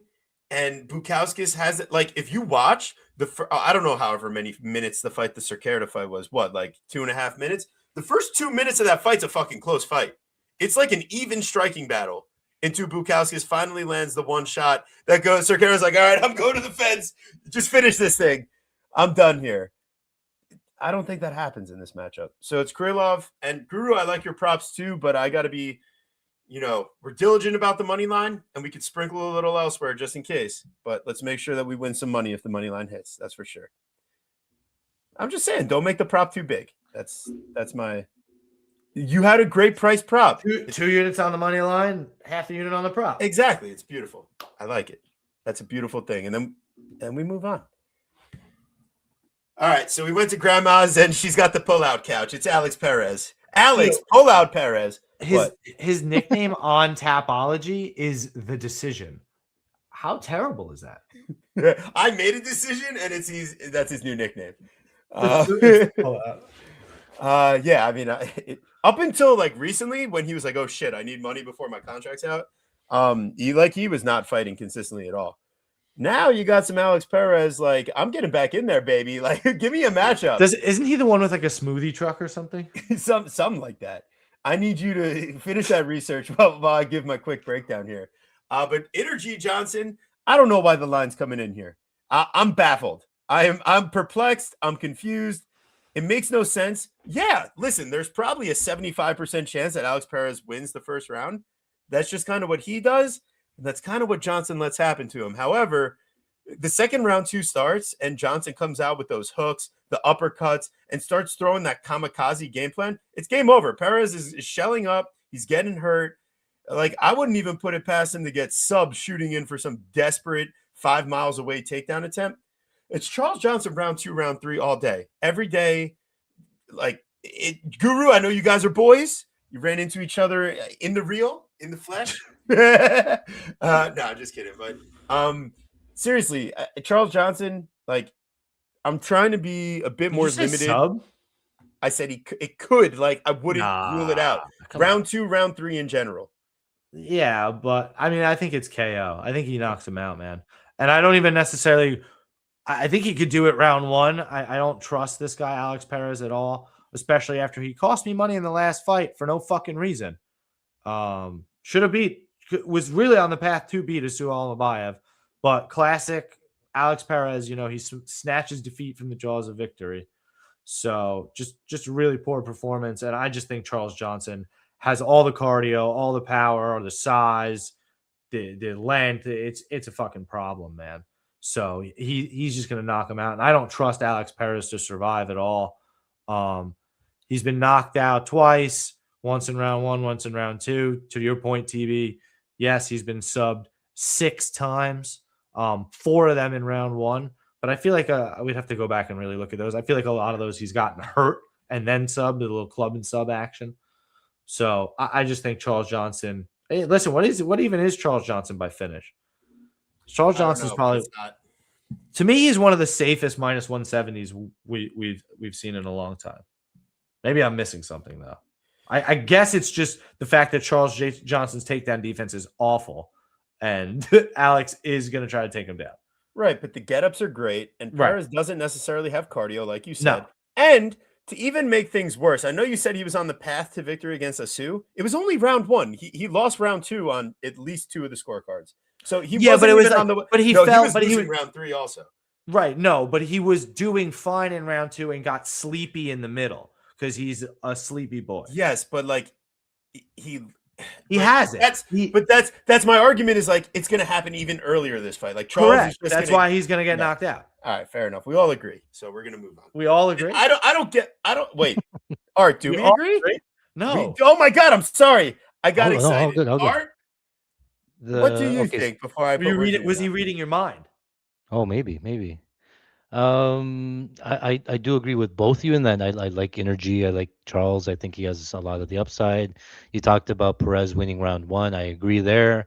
I do think that Charles is probably a better live bet spot just based on historical data of whatever, like how he comes out, starts slow. Wouldn't surprise me if Charles Johnson just, starts bell to bell and, wins the fight there. And then Charles Johnson goes to like minus 500 on the live line. So you might miss out there. But, Alex Perez, he's 1 in 5 in the last 6. The strength of schedule obviously pretty good, but I do want to point out the type of strikers that he's fought. Charles Johnson probably the best striker that he's fought so far in the UFC. Asu's a grappler, Tyra's a grappler, Nicolau very chinny, Mokaev's a grappler, Pantoja's a grappler, Figgy, and even those ones, he kind of lost there, right? So Johnson's going to have a big reach advantage, good striking. You talked about how good his get-ups are, right? So even if he does get taken down, I don't think that he's going to hold him down. He's going to get back up.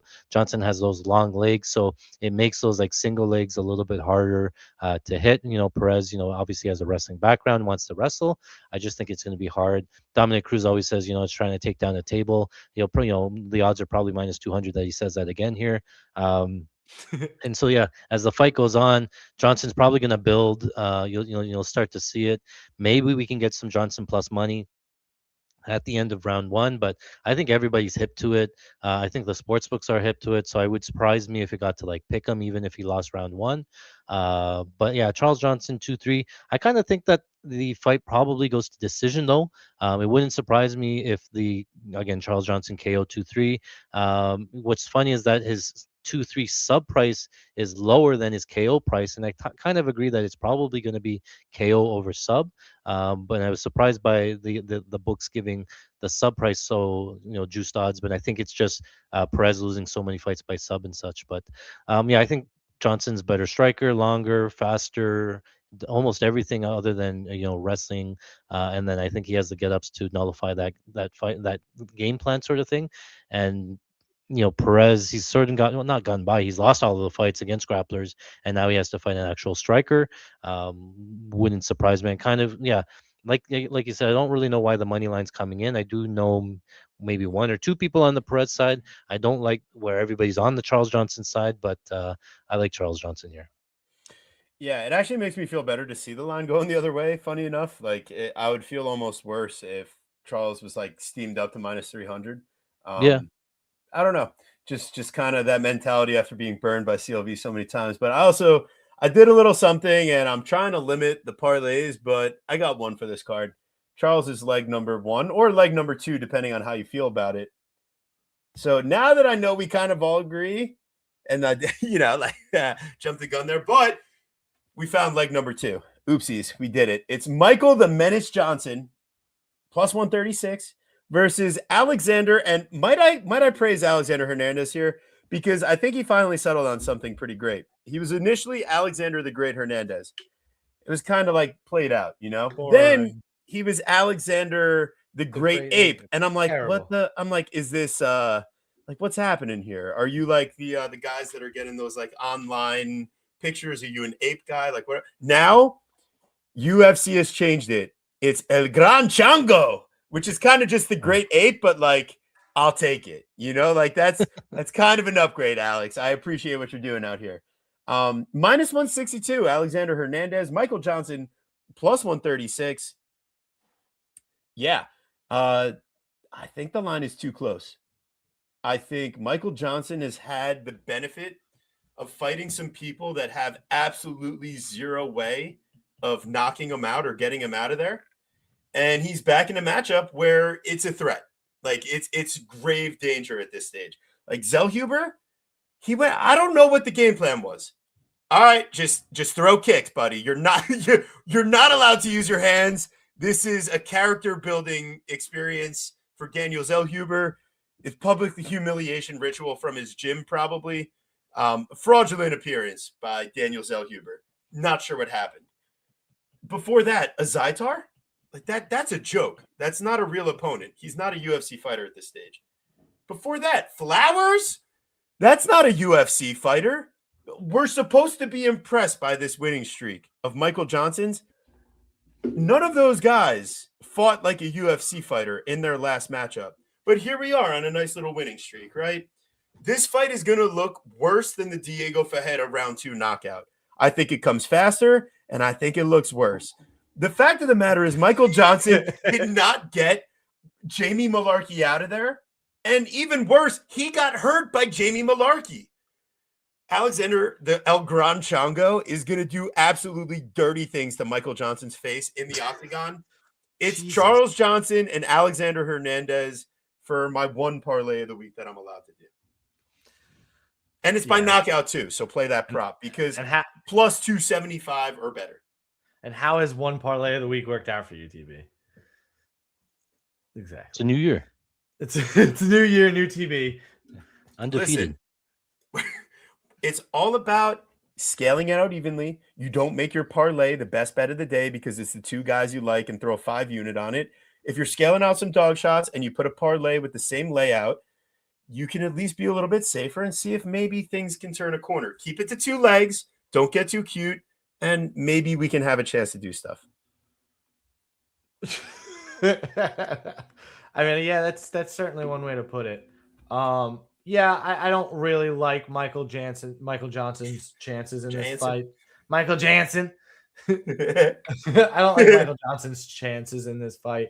Honestly, Dirtle, you would have been right if about Alexander Hernandez if Michael Johnson wasn't on the card, and B, if you hadn't seen the last few of Alex Hernandez fights. He's completely changed his style, man. Ever since the Damon Jackson loss where he blew his load, he's much more calm these days. And he's still getting the finishes. He's still knocking out Chase Hooper. He's still knocking out Diego Ferreira, but he's letting the game come to him a little bit as opposed to forcing the action too much. And it's helping him settle in with his cardio. So I do think that Alex Hernandez is certainly live in the spot. I enjoy taking the shot on the parlay with you, TB, because I get to blame you if it goes down, and then we can celebrate together when it hits. So that's super exciting, and it could be interesting to take even your parlay a step further and take it to grandma and parlay the 2-3 finishes together, because I think both guys could get it done late. Could be kind of fun. Little, maybe shout out to Artsy, one of his little ladder props that he likes to do. He does it with stats though. That guy's good. So I really they're good stuff, man. I like Alex Hernandez to get it done. I just don't think Michael Johnson has much win equity at this stage in his career, even against somebody like Alex Hernandez. Art, what do you think? This one's kind of interesting, and I see Dirtle in there. I think he's onto something here, and I noticed it as well. Like Hernandez, his style here, like knocking out Chase Hooper is not really impressive, and CDF, as well. If you watch the game plan of those, he's sort of like he's on the outside. He's not a lot of volume. He's switching stances. He's in. He's out. He's really just looking to pull you in, and then he throws like a pull right hand counter, and that was what he knocked out Chase Hooper with. That's what he got CDF with. But he's really trying to, like, he'll come to the center, and then as you come forward, he'll try to pull you into it, and he'll skirt along the outside, and then he's trying to, like, that's where the knockout power comes. It's because CDF was coming forward, and then he pulled him into it, and then through the right hand, KO'd him there, right? On the feet and on paper, Johnson is not a bad striker, right? He's fast. He's probably one of the best strikers that Hernandez has fought up until this point. Probably the fastest. And Johnson's getting old, but he sort of relies on the speed. So I can see that part slowing down a little bit for him. But on paper, I do think that he's the better technical striker. I think that he's a little bit faster. And if Hernandez pulls out this game plan where he's on the back foot and he's skirting along and needs a big moment, I could see Michael Johnson making this competitive.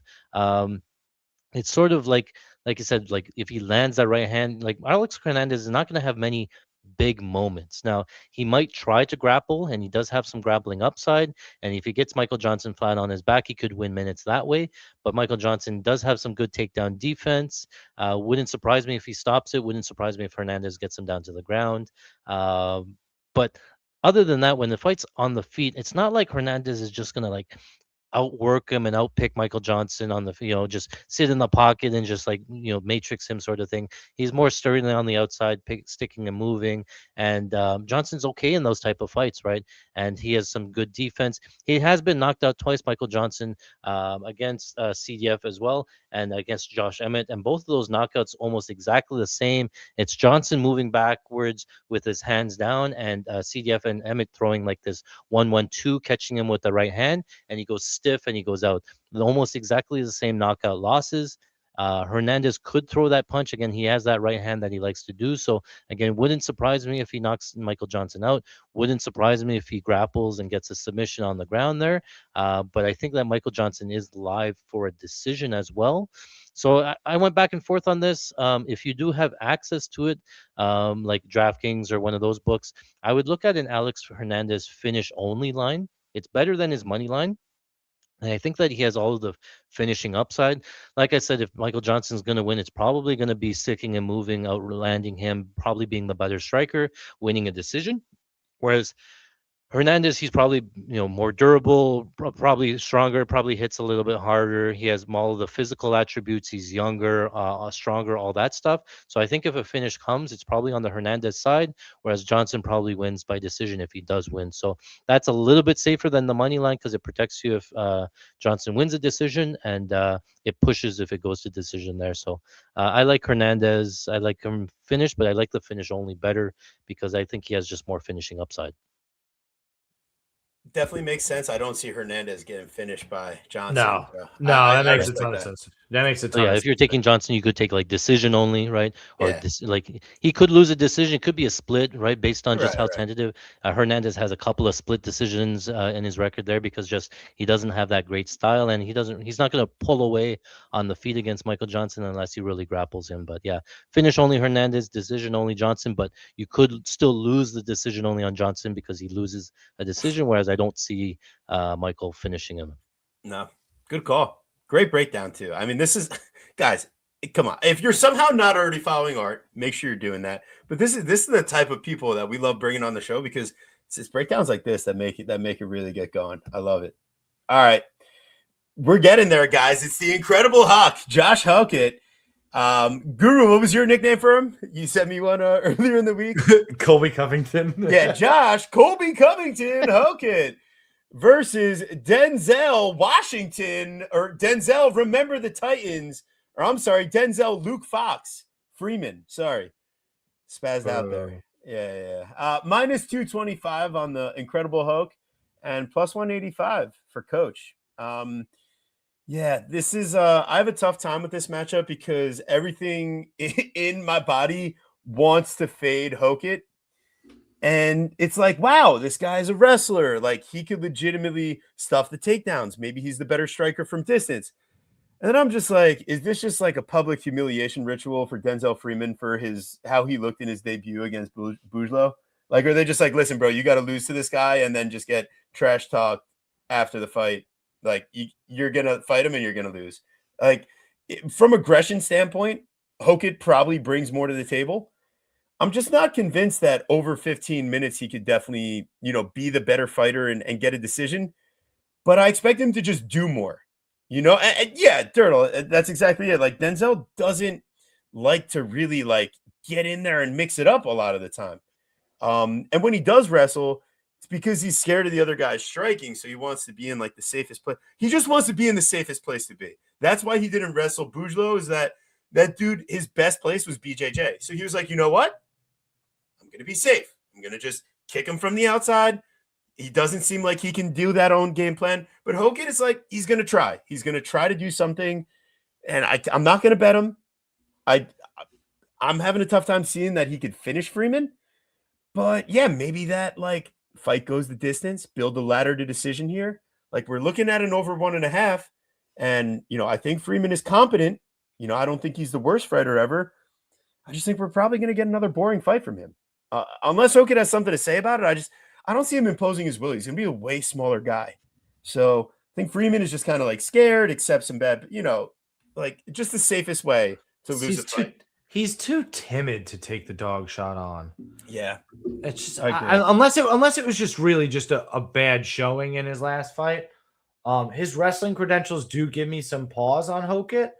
But Hokett's a former NFL player, obviously not like a good one, but like he got cut like immediately. Yeah, but like the level he didn't make it to camp. That's the level of a bunch of rushing yards. I think like he had some good.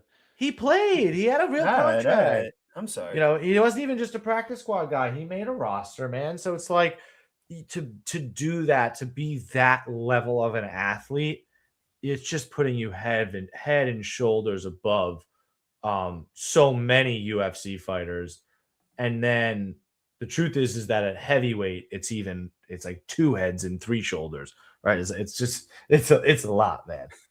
So I'm not really interested from a betting perspective, but I do think Hokett maybe round 1, round 2 knockout.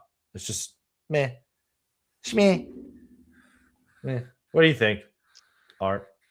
If you watch any of the Hokett fights, especially like on LFA, they say they talk to him all the time, and Hokett just comes out and says like the game plan is just to wrestle and get him down and ground and smash him on the ground. And he says I'm going to continue to do it over and over until somebody stops me, and that's what he does. He comes out and he just wrestles right away. He smashes you, and then his TKO wins are all ground and pound, and his submissions are just on the back and just from grappling and stuff, right? So this Freeman is a big step up in competition compared to the guys that he's fought. And Freeman actually has a wrestling background as well. Hokit has, NCAA Division One, two-time All-American. He has all the credentials in the wrestling, but his striking's not that great. And so, Freeman, he comes from a wrestling background as well, but it's more Greco-Roman, so it's more upper body. I think that Freeman's going to be stronger in the clinch, and maybe with trips and stuff. Whereas Hokit's going to have to get like in deep on the legs, and Freeman looks pretty big and strong, right? Kind of comes down to the takedown defense and the get-ups of Freeman, because again, I would expect Hokit to shoot a takedown within the first minute or two. Let's assume maybe that he gets it. I don't know if Freeman can get back up. I do think that he does have some good get-ups, like a wrestling background. I think that he can get it up. Hokit's control, I don't know if he's going to control him there. Wouldn't surprise me if just Hokit rides top time for the whole round. Wouldn't surprise me if Freeman got up. But on the feet, I do think that Freeman's the better striker. I think that he's more fluid on the feet, lighter on the feet, better footwork, more volume. I think that he's a better striker. So the Freeman game plan is probably to keep the fight standing, and to throw some volume and win a stand-up fight, right? You guys touched on the tentativeness in that last fight, and like you said, like he's going to do the minimum it takes to win a fight.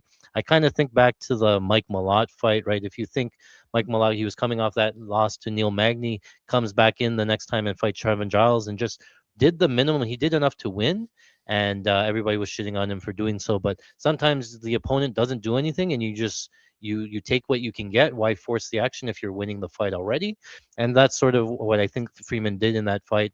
Whereas Hokit, if he's pushing the pace, pushing the grappling, I think that Freeman's can defend it. He can make it interesting, and then sometimes with these wrestler and wrestlers or grappler versus grappler, they cancel each other out and it becomes like a sloppy stand-up fight. I could see that happening. I don't think that Freeman has a lot of finishing ability on the feet either. So like you guys said, it's probably Hokit. It would surprise me if Hokit just like ran through Freeman, got him down, just ground and pounded and finished him right away. I think that Freeman can put up a fight, and I wouldn't surprise me if this fight goes to decision. It's one of those, if it gets past round one, then it probably goes to decision. But the thing with Hokit is that you sort of don't know with his cardio, right? He has all these first round finishes. He has a round two in his very first fight. He has a round 3 one. But given the style of the wrestling, what if he runs into a brick wall in Freeman and can't get him down? What does he look like into those later rounds? Freeman trains at altitude in Colorado. The assumption is that Freeman has more round 2 experience. Round 3 experience is probably going to be the fresher fighter until the later rounds. So this could be a better live bet spot on Freeman. You get to see what he looks like after he gets taken down, if he can get back up, sort of thing.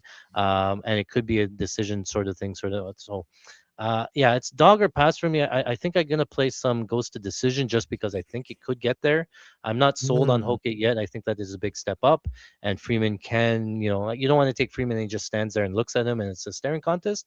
But I think you get goes to decision if Freeman wins, and I think you can get goes to decision if Hokit gets some grappling and top time. You just lose if Hokit finishes on the ground, which I don't see too often. Yeah. Carl Winslow, yeah. Fight, yeah. Yeah, Carl Winslow is so good. Yeah, I mean, we'll see. But I would agree. I'm willing to take that chance on like if he doesn't get him out of there type of thing. Give me some sloppy heavyweight action. I would love to see it. They could gas both of them, and then they're just like throwing their like, half-ass strikes and stuff, and yeah, it doesn't get put out there. Oh yeah, give it to me. All right, you know me. I'm always down for a fight to go to disappointment. Yeah, so I'm down. Right. Can I interest you? You don't have to tell me twice. The only thing I will mention is that you talked about this like fight of the night bonus of $324,000, right? Like it really drives people. And like I went to UFC 300 where they did the 300K bonus, and that fucked up everything. Everybody was just going nuts. That's true. The thing was like the referees were letting it go a little bit longer. But those were a lot of butt clenching moments because I had a lot of goes to decision there too, and just guys were just throwing like crazy and stuff. So it does motivate them a little bit more to try to get a finish in there. Well, yeah. All right. Here we go. We've got Ricky Hadouken Tercios at plus 164 versus the babyface killer, Cameron Smotherman, minus 198. Really wasting his nickname that he's not a wrestler. It's kind of unfortunate. Or is it ironic? Is he like Alanis Morissette? But what I need to know is, Art, you got anything cooking on this fight? How is Alanis Morissette's name ironic? More sets? No, have you ever heard her song? What song? Isn't it ironic? Come on. No, I mean, I know many of her songs. I don't think I know that one. Yeah. It's like rain on your wedding day. Yeah, I know that one. Yeah, that's Isn't It Ironic? That's how the verse goes. Like, isn't it ironic? Like, and that's like the whole song. So that's why I said his nickname or his last name. It's a deep cut. Yes. It's a deep cut. It's because rain. You had to go all the way there for that one. Yeah. Yeah. Really busting out the Canadian. Yeah. I don't have much in this one. I think that I think Smotherman's the side. I think he's the better striker. I think that Turcio is going to have to grapple here, but Smotherman has shown like a deficiency in grappling. He gives up, takedowns. He gives up control.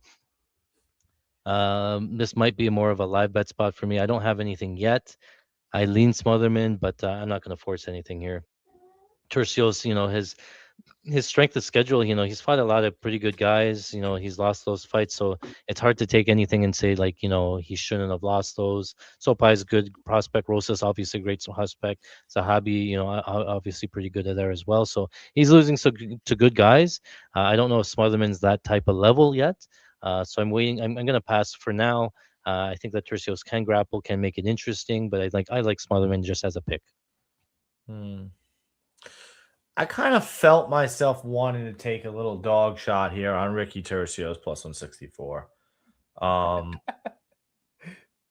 mean, seriously, like when you think about it, sure, he hasn't done anything impressive, but his losses to Sopai, who's really good. I'd love to see. I don't know where he is though, so that's concerning. Rosa. Bernardo. Right. Yeah, I mean, what happened to him versus Loke Dog was so sad. Raul Rosas, who's, top 15 adjacent, if not there already. And then, he probably will be there once he beats Rob Font. And then Ayman Zahabi, who's top 5. So, can you blame him? Sure, the Kevin Natividad performance is still awful, and he doesn't have much there. But to me, Cameron Smotherman is not very good. When your claim to fame is beating Jake Hadley, and you're a minus 200 favorite, I don't know. It's the last fight of his contract. Could be the last fight of both of their contracts, to be quite honest. So, I'll take a dog shot here because I do think that it also goes the distance. So, I don't know. They're probably not even watching the fight. Give me a chance. I probably need a little taste because if they're not watching and they're just listening, we're gonna hear a lot of Hadoukens. So Ricky could come out on top. Yeah, I mean, I'm sketched out here. There's nothing that makes me want to trust Cameron if we're talking about betting the money line. But Ricky, it's like he's had spurts of good performances, whether it's round by round, just followed it up by letdown. Oh, what up, Terrence? And yeah, that's where it's just very difficult. So if there is a dog shot to be had, it's going to be scaled lightly. And I do think it goes a distance, but unfortunately there's no money to be had there. What would be interesting is that Turcios has actually had some success wrestling some guys that are pretty decent wrestlers and then having a fall off once they kind of get their game going. Like Smotherman is not a wrestler at all. Ricky gets his wrestling going, like a sub wouldn't be off the table in my books. From like a, hey, go distract grandma and eat some cookies while I steal from her couch because Turcios by sub, you could be talking some language to me. So yeah, that would be my cute play of the fight. And it probably is a small dog shot on Mr. Ricky, but you know what I'm saying? I could see it. I can see it raining men. Do you know what I'm saying? All right. No, raining men, Ricky Martin, no. Yeah. Jerry Halliwell. Wait, we're what? leaving the what? Raining Men was Ricky Martin? No, wasn't it? No. That was a song sung by a woman. Oh, was it? A Spice Girl. Like a disco dance song. It's not a which one does he sing? Living La Vida Loca? Yeah, bro. And First she you banged. didn't know the Alanis Morissette song. Oh man, I'm hurt. I'm so cooked today. It's all right. This is just a warm up because we got another numbered event next week. So don't worry, Guru. Right back to it. We got another one. And we've got Ty Miller, the thriller. Ty Miller versus Adam. This is great. Adam Forbidden Fruit Fugit. It's like Adam and Eve, the forbidden fruit. Jesus, you went biblical on there. Even deeper cut than Alanis Morissette. We're going biblical. Isn't that her song too? First cut is the deepest. I think that's Shania. Damn it! Or is that Faith Hill? It's one of those. No, definitely not Faith Hill. It might be Shania Twain. I'd like to apologize. God damn it. Ty Miller, the option is yours, brother. Are you gonna let this fucking guy Fugit come out here and wrestle you? Because that's your downside, is if you let this guy come out here and wrestle you. If you decide, hey, I'm just gonna get back up, you're probably good. And I have seen him do that. So it's Ty Miller, but it's not minus 455. Is it a knockout? I don't even know if we could do a knockout. Yeah, I mean, I've got Michael Jackson round 2-3 knockout for sure. Yeah. Round 2, round 3. Thank you, Girdle. That's a good call. Thriller.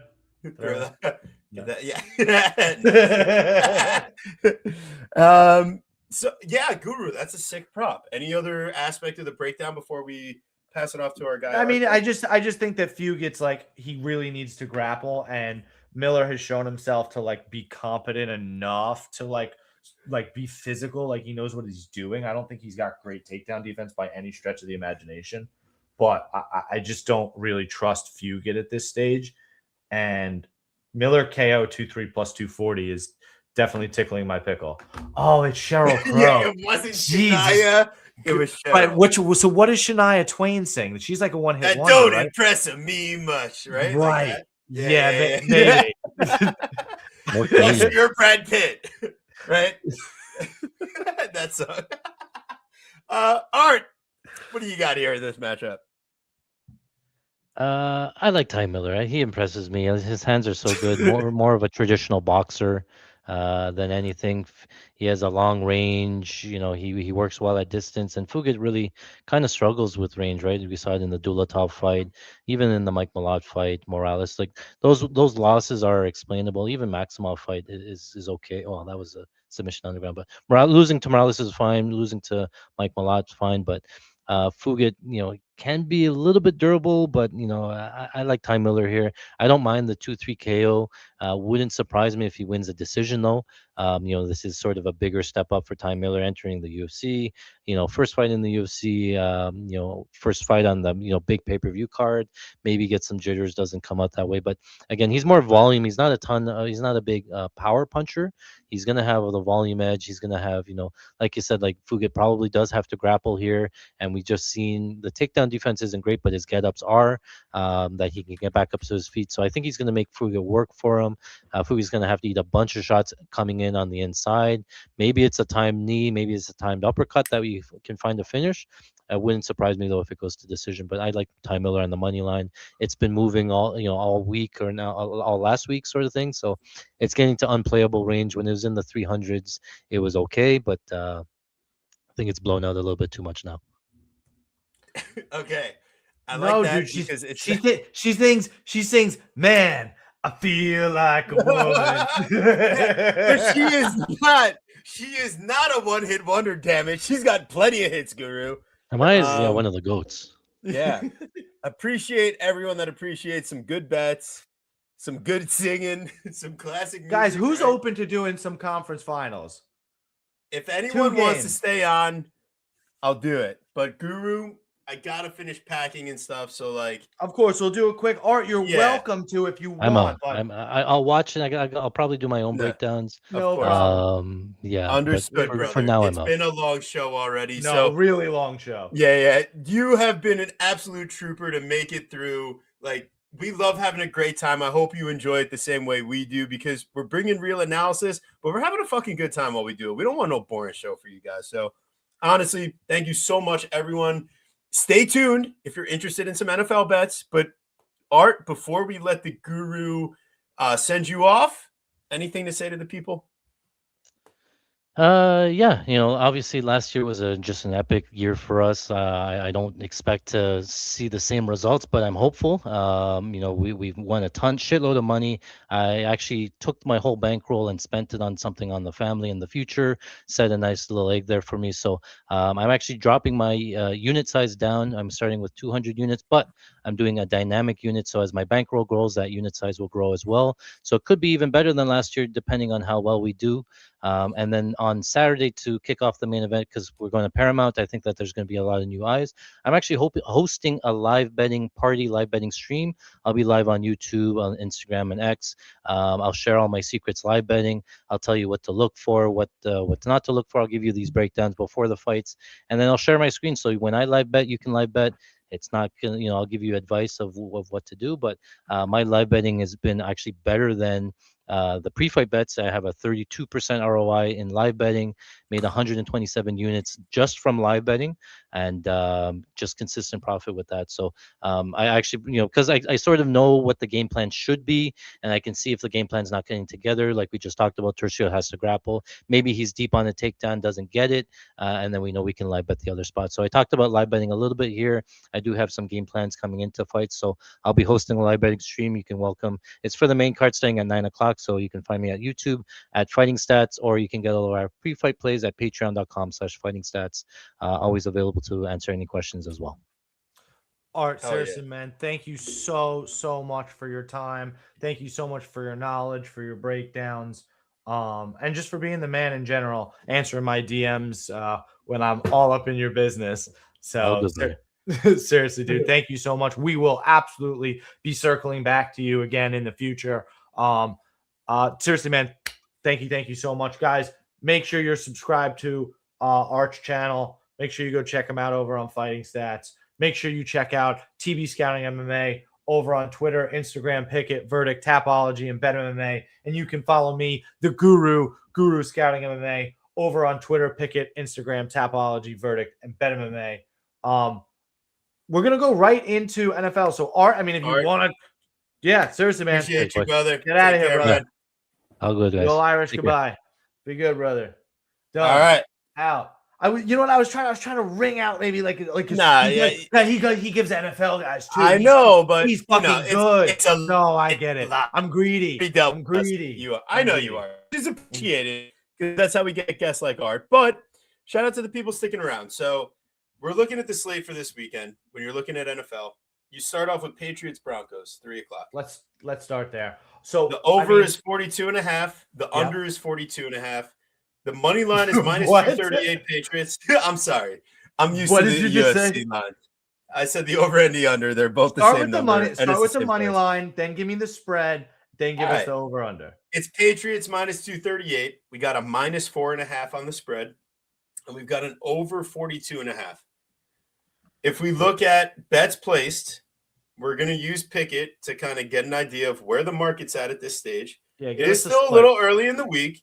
Yeah. But let's get some splits, right? So as far as the action's going, we've got 76% of the money line bets are on New England, but 90% of the money. So, I mean, we are just hammering New England from a money line perspective. That's all casual. So tell me more about the splits on the spread. The spread, we've got 58% of the bets are on New England, but 49% of the money is on Denver. You got to probably take Denver to cover here. Not only do I like Denver to cover, I like Denver in a teaser. I think it's smashing that teaser spot. It's the last teaser of the year. It's our only chance. I really think that the quarterback situation is overblown. Like Art said earlier tonight, just talking UFC, any chance you have to be contrarian, any chance you have to go against what the public thinks and public knowledge, I think you do. And the public knows that Bo Nix broke his ankle, but they know that they're out there starting quarterback. Wow. Right? So to me, you're automatically going to have a line overreaction in that market because the public knows that and the money will pour in. I think we even wait a little bit. We might get another half point. but I think that the Broncos teaser time for sure. And I definitely like 5.5. If we can we get 5.5? That's available? So from a line, like I think that might have been the opener. We're Oh, looking okay. at plus 5.5, minus 116 That's not bad. on Bet365. You're talking to me, bro. So No, what I yeah. will say, the one other aspect that I would kind of even almost go a step further, I'm almost interested in the Denver money line. Listen, they didn't call him Jarrett Stidham when they talked about being ready. Listen, as a I don't replacement. know. I don't know that he's Jeff Hofstadter, you know? No, but they called him Stiddy, bro. He said Stiddy is ready. I don't know. I don't know if Jarrett Stidham could win the game, but Stiddy? I might be able to get behind that, dude.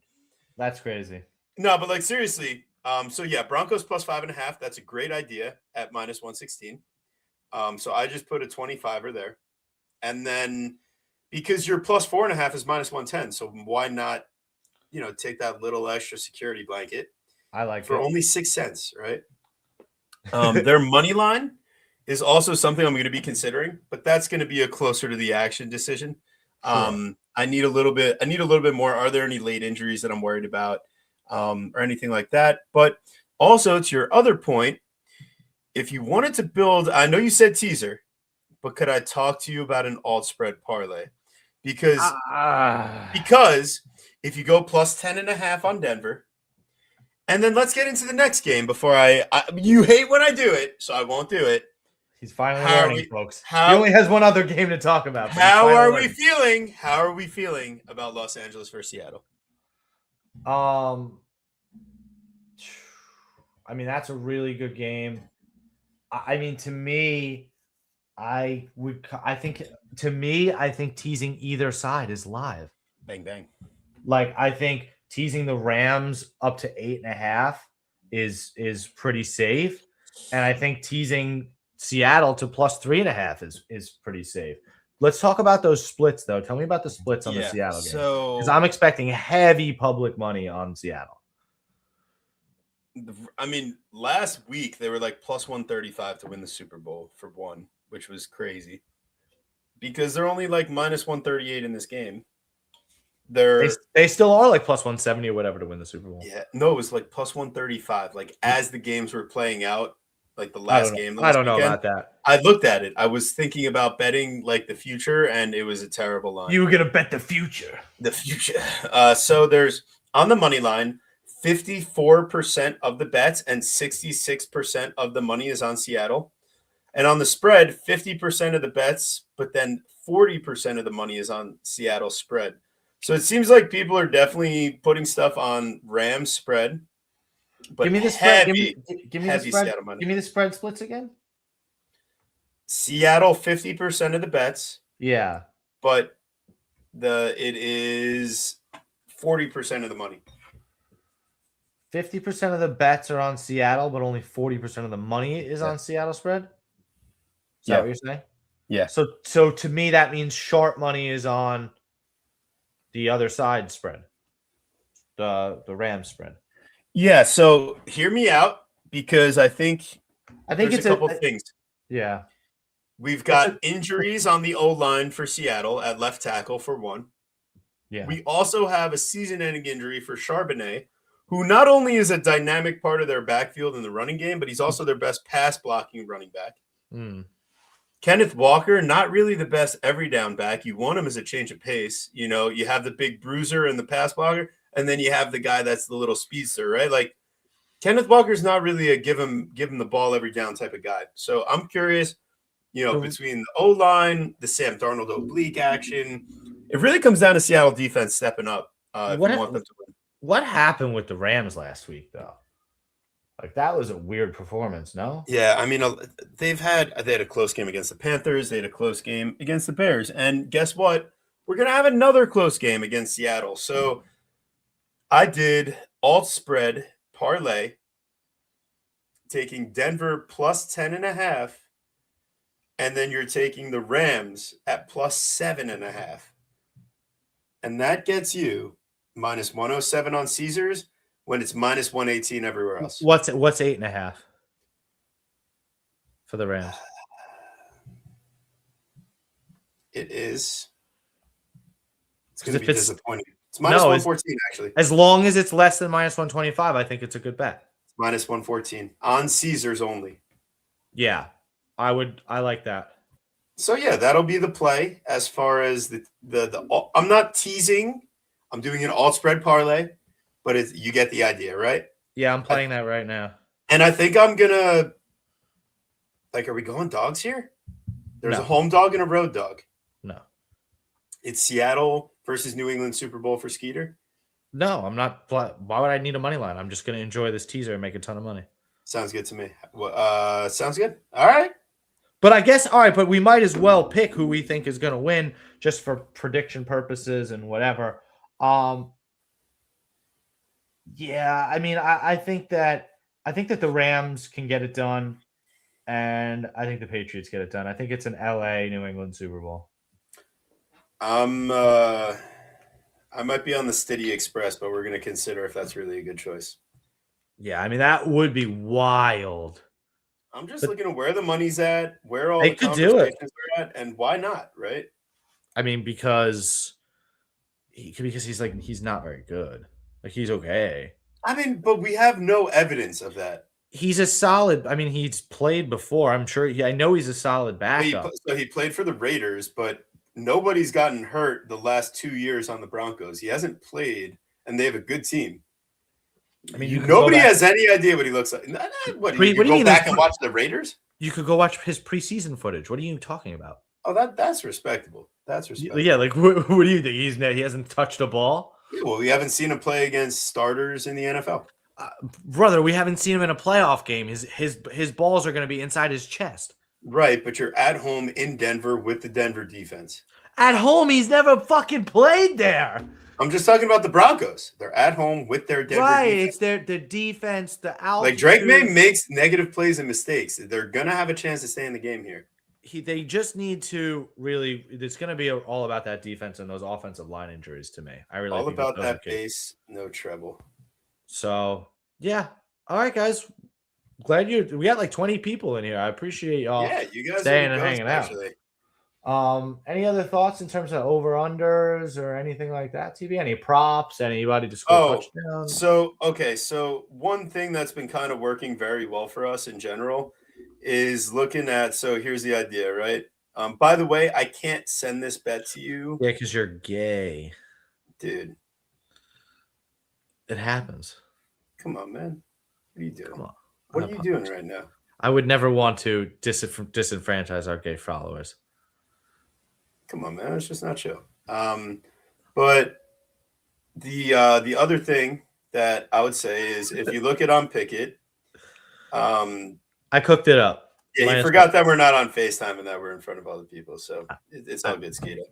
Our matchup, if you can get if it's like 66% of the bets and money on over or under, just take the other side. So there's 56% of the bets are on the under, but 62% of the money is on the over.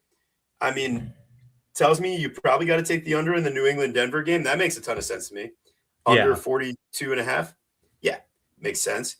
Yeah. Whereas in the Seattle Rams game, 53% of the money 53% of the bets and 68% of the money's on the under. So I'll take the over in the Rams Seahawks game. They've scored a ton of points against each other this year. I like that too. Yeah. So I've got an under in the New England game and I've got an over in the Seattle game. So there you go. Cooked it up for you guys.